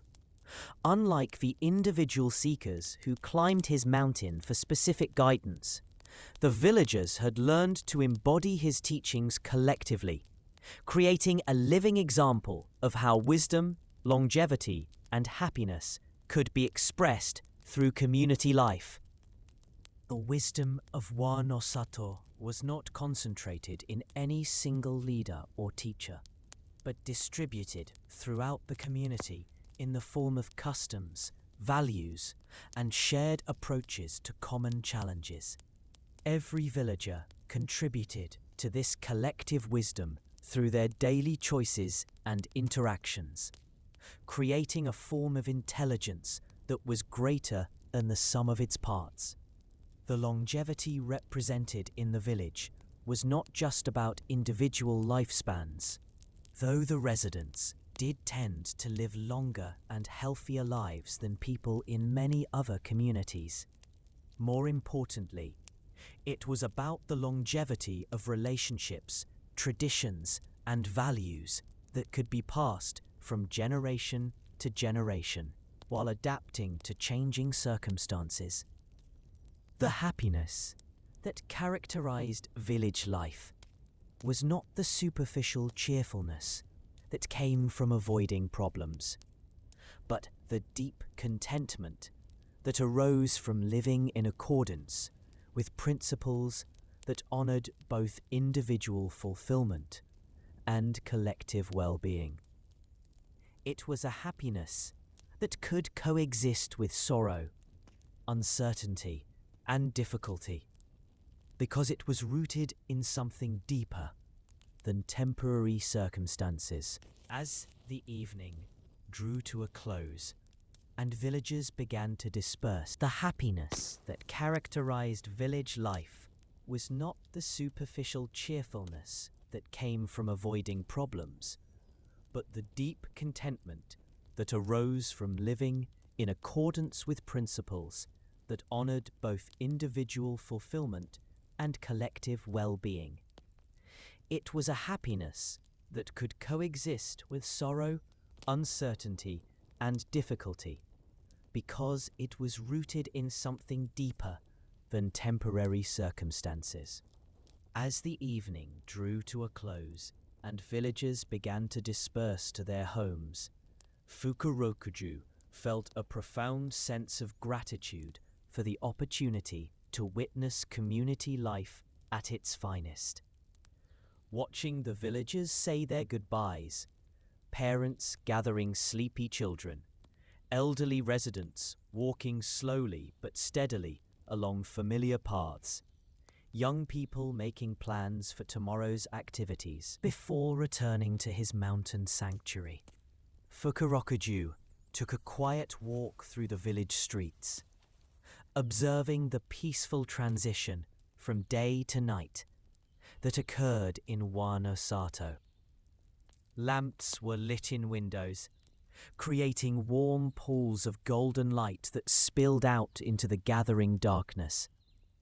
The sounds of families preparing for sleep, gentle conversations, lullabies sung to children, the soft closing of doors created a symphony of domesticity that spoke of security, love, and continuity. In Kenji's pottery workshop, now quiet and still, Fukurokuju could envision the transformation that would soon take place. The space would be expanded and modified to accommodate students from near and far. New kilns would be built, additional wheels installed, and storage areas created. The old Potter's Challenge had become the catalyst for an evolution that would strengthen the entire community while preserving something precious from the past. Students who came to learn ceramic techniques would also be exposed to the values and approaches that characterized village life. Some might choose to stay and become permanent residents, while others would carry what they had learned back to their own communities, spreading the influence of Wano-sato's wisdom far beyond the valley. As Fukurokuju began his ascent back up the mountain paths, he reflected on the day's events and their significance. The villagers' response to Kenji's situation had demonstrated many of the principles that were central to his teachings about wisdom, longevity, and happiness. They had approached a challenge with creativity rather than fear, sought solutions that benefited the entire community rather than just addressing the immediate problem, and found ways to honor the past while adapting to present realities. Their discussion had been marked by the kind of deep listening and the mountain path that led back to his sanctuary seemed different in the darkness, revealing new aspects of familiar terrain. Night-blooming flowers released fragrances that were absent during daylight hours. Nocturnal creatures moved through the underbrush, their soft sounds adding new textures to the mountain's symphony. The stars, invisible during the day, now provided a canopy of light that transformed the landscape into something mysterious and beautiful. As he climbed higher, Fukurokuju could look back down at the village below, now marked by scattered points of lamplight that created a pattern like stars reflected on the earth. The sight filled him with a deep sense of peace and satisfaction. Wanosato was not just a successful community, but a demonstration of human potential, proof that people could learn to live together in ways that honored both individual dignity and collective well-being. By the time he reached his mountain home, the night had fully settled over the landscape. The garden around his dwelling glowed softly in the starlight, the plants and stones seeming to emit their own gentle luminescence. The stream that flowed through the garden sang its eternal song, providing a constant reminder of the flow and change that characterized all existence. Fukurokuju settled into his evening meditation with a heart full of gratitude for the day's experiences. He had witnessed community wisdom in action, seen how challenges could become opportunities for growth, and observed the beautiful results that emerged when people committed themselves to mutual support and shared values. As he entered the deep peace that was his natural state, the God of Wisdom sent out silent blessings to the village below and to all the communities throughout the world that were working to create more harmonious ways of living together. He offered gentle encouragement to those who were struggling with conflicts and challenges, and quiet support for those who were pioneering new approaches to age-old problems. The third chapter of our journey with Fukurokuju draws to a close with this vision of community wisdom and collective care. In the village of Wanosato, we have seen how the principles of patience, mutual support, and creative problem-solving can transform challenges into opportunities and create environments where all members can flourish. As we prepare for the final chapter of our story, let us carry with us the inspiring example of these villagers, who chose cooperation over competition, dialogue over discord, and collective well-being over individual advantage. Their example reminds us that wisdom is not just a personal quality, but something that can be embodied in the relationships and institutions that shape our daily lives. Rest now in the peaceful knowledge that communities of harmony and wisdom are possible, that challenges can be met with creativity and grace, and that the simple acts of listening, supporting, and caring for one another can create miracles of human flourishing that benefit not just those directly involved, but all who witness their example. Chapter 4. The Eternal Dawn of Inner Peace. In the deepest hours of night, when the world below slept in peaceful slumber, and even the most restless spirits found temporary calm, Fukurokuju sat in profound meditation at the highest point of his mountain sanctuary. This was his sacred time, the hours when the boundary between day and night dissolved into something beyond ordinary time. Tonight, as on countless nights before, the God of Wisdom found himself contemplating the great mystery of human suffering and the equally great mystery of human potential for transcendence. In his centuries of interaction with seeking souls, he had witnessed every possible variation of human pain, grief that seemed beyond endurance, fear that paralyzed action, anger that consumed peace, loneliness that hollowed out the heart. Yet he had also witnessed the remarkable capacity of human beings to transform their suffering into wisdom, their pain into compassion, their struggles into strength. This paradox was perhaps the deepest teaching that life offered, that within every form of suffering lay the seeds of its own transcendence, and that the very challenges that seemed to threaten human happiness often contained the keys to deeper forms of fulfillment than could be achieved through avoiding difficulty entirely. As he sat in the starlit silence, Fukurokuju became aware of a presence approaching his mountain sanctuary. This was not unusual. People often began their climb in the darkest hours, hoping to reach his dwelling by dawn. But this presence felt different, carrying with it an energy of such profound seeking that it seemed to resonate with the very stones of the mountain itself. The climber was a woman of middle years whose name was Akira, meaning bright or clear. But the brightness that had given her this name seemed to have been dimmed by years of seeking without finding, of questioning without receiving satisfactory answers, of longing for a peace that remained always just beyond her reach. Akira had spent her entire adult life in spiritual pursuit.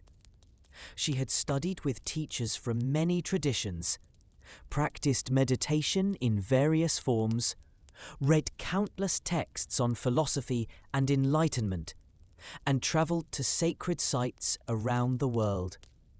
Yet the climb had taken her all night, but she had barely noticed the physical exertion. Her entire being was focused on the hope that at the summit she might finally find what had eluded her for so many years. As the first hints of dawn began to lighten the eastern sky, she reached the hidden path that led to Fukurokuju's highest sanctuary. The god of wisdom sensed her approach long before she came into view, and he felt a deep compassion for the intensity of her seeking and the weight of her spiritual longing. He understood that her journey represented not just a personal quest, but a fundamental human drive toward transcendence that had motivated seekers throughout history.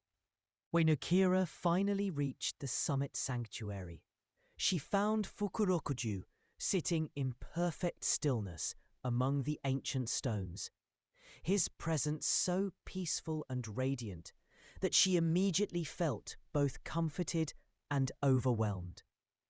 She had imagined this moment countless times, but the reality of being in the presence of such profound tranquility exceeded anything her mind could have conceived.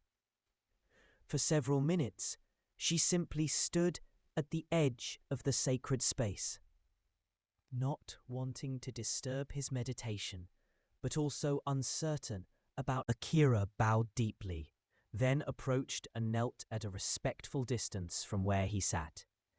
"Master Fukurokuju," she said, her voice trembling with emotion, "I have come to you as my last hope.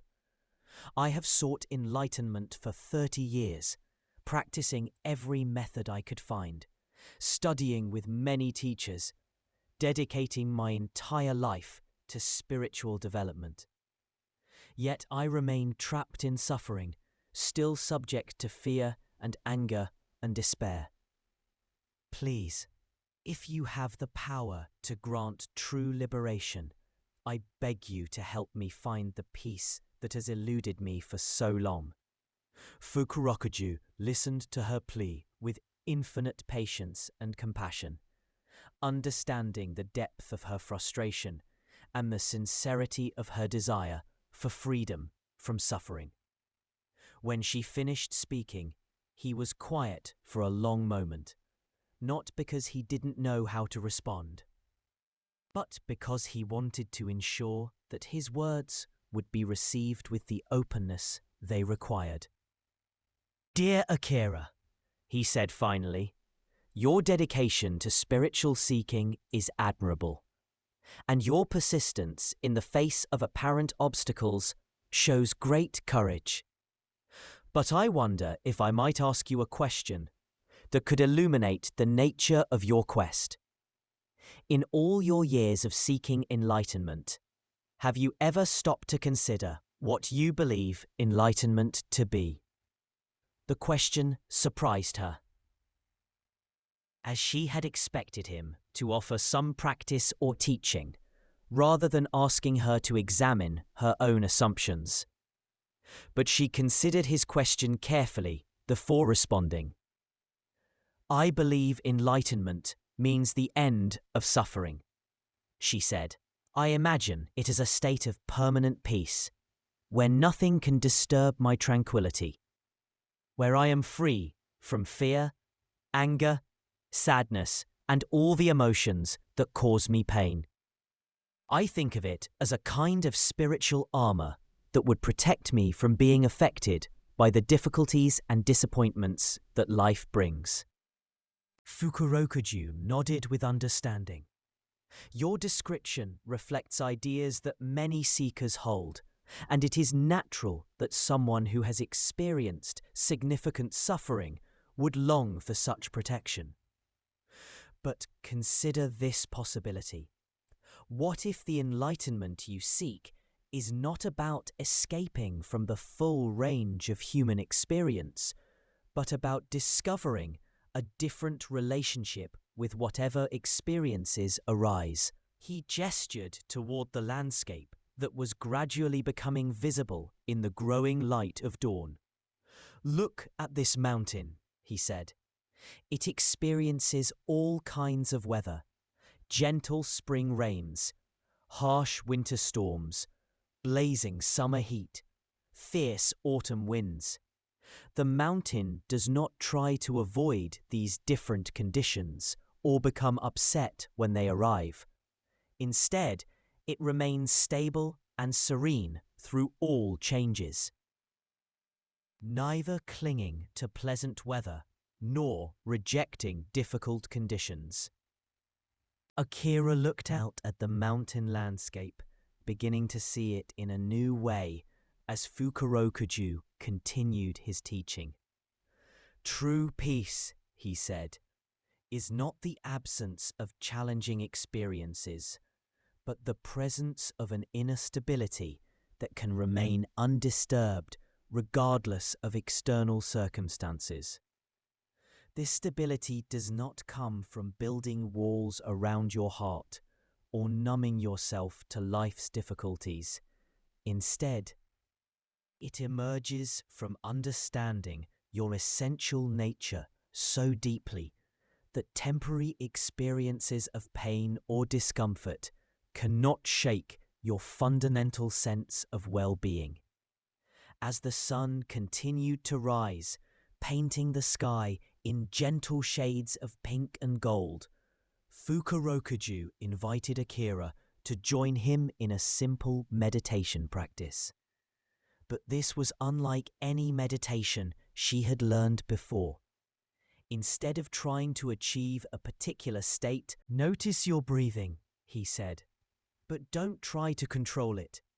Simply observe the natural rhythm of inhaling and exhaling. Notice the sounds around us, the wind through the stones, the distant call of birds, the soft rustle of your clothing as you sit. Don't try to block out these sounds or focus on only one thing. Instead, allow your awareness to be spacious enough to include everything that is present." As they sat together in this open awareness, Akira began to experience something she had never encountered in all her years of spiritual practice. Instead of struggling to achieve a particular state or silence her busy mind, she found herself simply resting in the natural awareness that was always already present. Notice your thoughts, Fukurokuju continued softly, but don't fight with them or try to make them stop. Thoughts are like clouds passing through the sky of awareness. They come and go naturally, and the sky is never stained or damaged by whatever clouds pass through it. For the first time in decades, Akira felt her constant striving begin to relax. She had been so focused on achieving some future state of enlightenment that she had never noticed the peace that was available in simply being present with whatever was happening right now. As they continued to sit together in meditation, Fukurokuju began to share some of the deepest insights that had emerged. Many people, he said, believe that spirituality is about transcending their humanity, about rising above the emotions and experiences that characterize ordinary life. But true wisdom often involves embracing your humanity more fully, not less. It means learning to experience joy without clinging to it, sadness without being crushed by it, fear without being paralyzed by it, anger without being controlled by it. He paused, allowing these words to settle in her consciousness before continuing. The goal is not to become invulnerable to life's challenges, but to become so stable in your essential nature that you can experience the full range of human emotions without losing your center. Like a tree that can bend in strong winds without breaking, you learn to be flexible while maintaining your deep roots. As the morning light grew stronger, Akira found herself experiencing a profound shift in her understanding of what she had been seeking. The enlightenment she had imagined, a state of perpetual bliss isolated from ordinary human experience, began to seem less appealing than the possibility of living fully while remaining centered and peaceful. But Master, she asked, if enlightenment doesn't mean the end of difficult emotions, then what is the point of spiritual practice? Why should we make the effort to develop wisdom and inner peace if we're still going to experience pain and suffering? Fukurokuju smiled at her question, recognizing in it the confusion that arose for many sincere seekers. The difference, he explained, is not in what you experience, but in how you experience it. Two people might face identical challenges. The loss of a loved one, for example. One person might be completely overwhelmed by grief, unable to function, convinced that life has lost all meaning. Another person might experience the same grief just as fully, but without losing their fundamental trust in life, their ability to also notice beauty and love that still exist, their capacity to support others who are suffering. He gestured toward a small flower that had somehow found a way to grow between the ancient stones of the sanctuary, its delicate petals bright against the weathered rock. This flower experiences all the same weather conditions as the stones around it: rain, wind, cold, heat. But its nature allows it to transform these experiences into growth and beauty. It doesn't resist the weather or wish it were different. Instead, it uses whatever conditions arise as opportunities to express its essential nature. As they talked, Akira began to understand that her decades of spiritual seeking had been based on a fundamental misunderstanding. She had been trying to escape from her humanity, rather than learning to embody it with wisdom and grace. She had been seeking to eliminate certain experiences rather than discovering how to meet all experiences with an open heart and a peaceful mind. The happiness I have spent my life offering to others, Fukurokuju continued, is not the temporary pleasure that comes from getting what you want or avoiding what you don't want. It is the deep contentment that emerges when you stop fighting with reality and learn to find peace within whatever reality presents. 2. As the morning progressed, Fukurokuju guided Akira through a series of gentle inquiries designed to help her discover her own innate wisdom, rather than giving her new concepts to understand intellectually. When you were a child, he asked, before you began your spiritual seeking, were there moments when you felt completely at peace? Times when you were so absorbed in play or wonder that you forgot to worry about anything? Akira considered this question, and gradually, memories began to surface of childhood moments when she had indeed experienced the kind of natural peace she had been seeking through spiritual practice. Times when she had lain on her back, watching clouds move across the sky, so completely present that time seemed to stop. Moments when she had been utterly absorbed in creating art or exploring nature, free from self-consciousness. That natural capacity for presence and peace has never left you, Fukurokuju explained. It has only been obscured by layers of conditioning, worry, and effortful seeking. Spiritual practice is not about adding something new to your nature, but about removing the obstacles that prevent you from recognizing what has always been there. As the sun reached its zenith, filling the mountain sanctuary with warm, golden light, Akira experienced what could only be described as a profound homecoming. The peace she had been seeking everywhere else was revealed to be her own essential nature, temporarily forgotten but never actually lost. This recognition didn't arrive as a dramatic enlightenment experience or mystical vision, but as a gentle remembering, like suddenly noticing that you had been looking for glasses that were already on your head. The simplicity of it was almost shocking after decades of complex spiritual practices and intense seeking. The longevity I offer, Fukurokuju said, observing the transformation taking place in her understanding, is not just about extending the number of years you live, but about discovering the timeless dimension of your being that is not subject to birth or death. When you rest in your essential nature, you touch something that has never been born and will never die. This doesn't mean your body won't age or that your personal story won't end, but that you discover your deepest identity transcends these temporary conditions.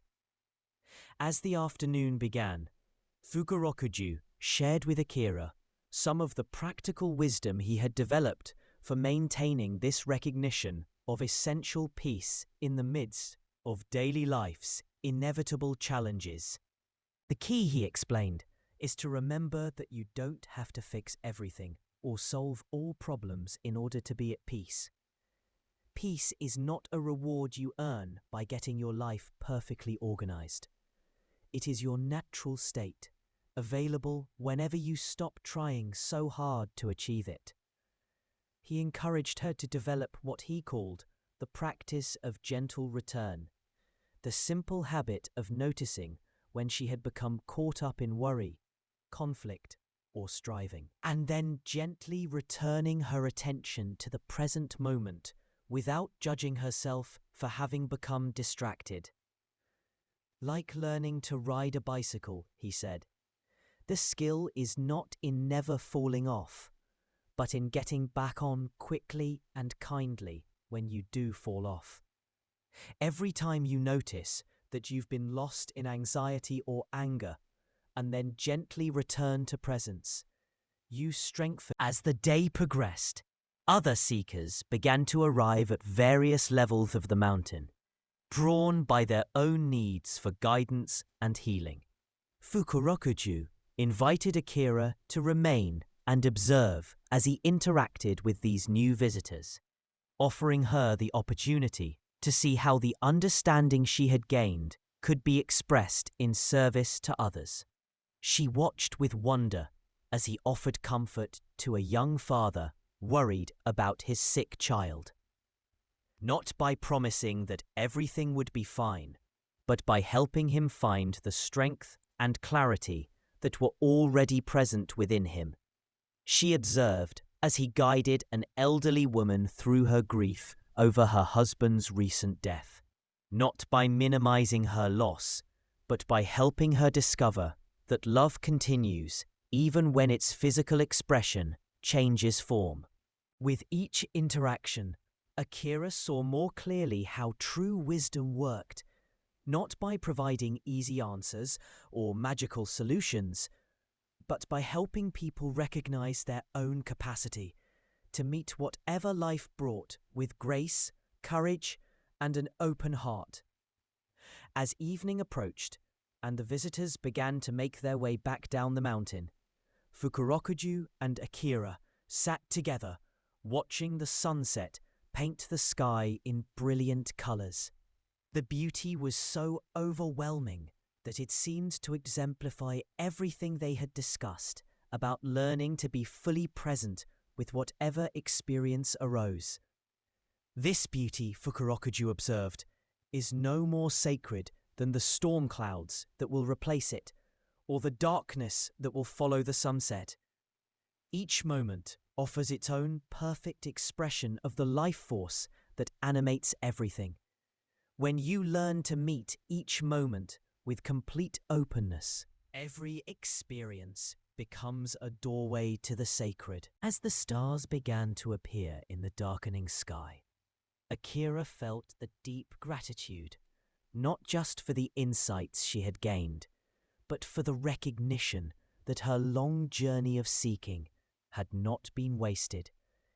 Every teacher she had studied with, every practice she had undertaken, every moment of frustration and confusion had been preparation for this simple recognition of what had always been true.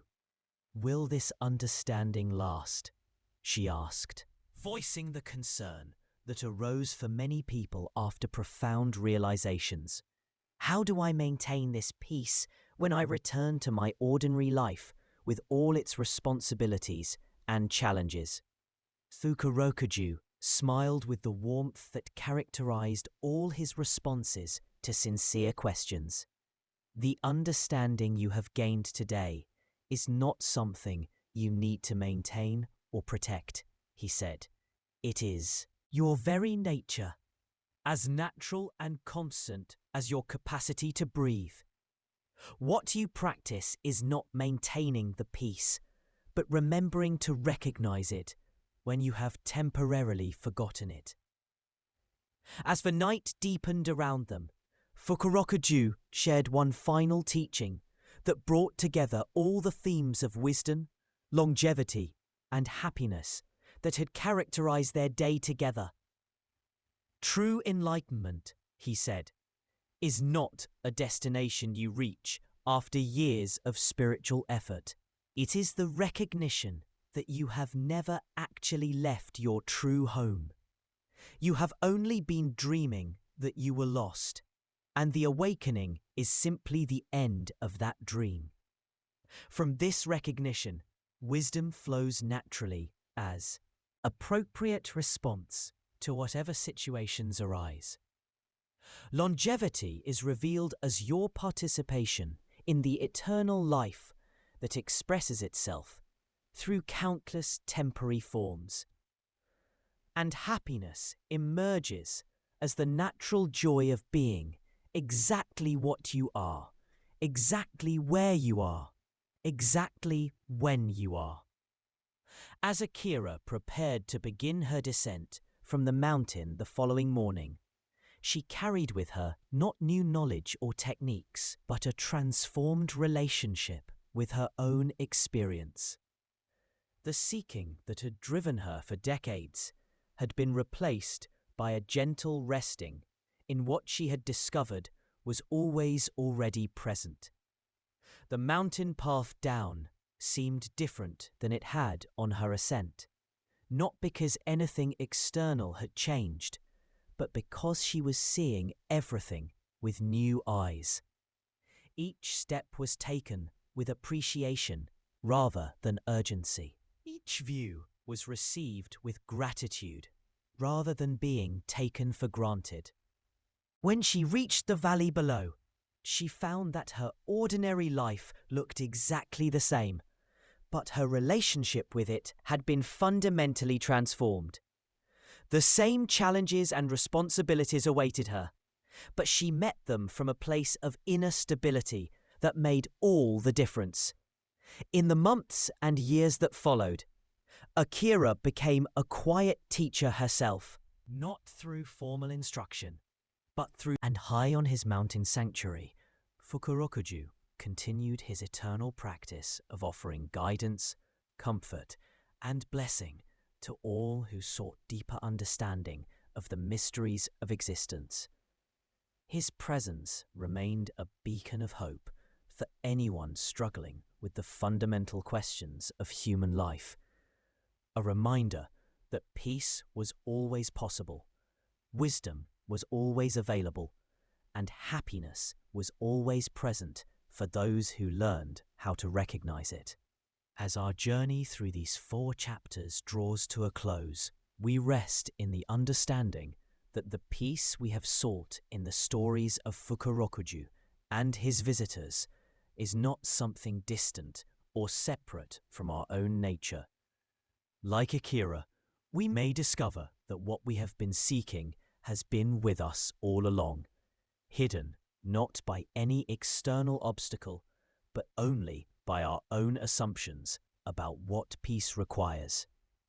The gentle God of wisdom continues his timeless vigil on the mountain of our own hearts, always ready to offer guidance to the part of us that seeks deeper understanding, longer-lasting contentment, and more authentic happiness. His teachings remind us that these gifts are not rewards for perfect spiritual practice, but expressions of our essential nature. When we learn to rest in simple presence with whatever life brings. May you find in your own life the same peace that flows from Fukurokuju's mountain sanctuary. May you discover the wisdom that emerges when you stop trying so hard to be wise. May you experience the longevity that comes from touching the timeless dimension of your being. And may you know the happiness that is always available when you learn to embrace each moment with an open and grateful heart. Sleep well, dear listener, resting in the gentle understanding that you are already whole, already peaceful, already home in the deepest sense. Let these stories of wisdom and compassion carry you into dreams filled with the same tranquility that characterizes Fukurokuju's eternal dwelling place, where all seeking ends in the simple recognition of what has always been true.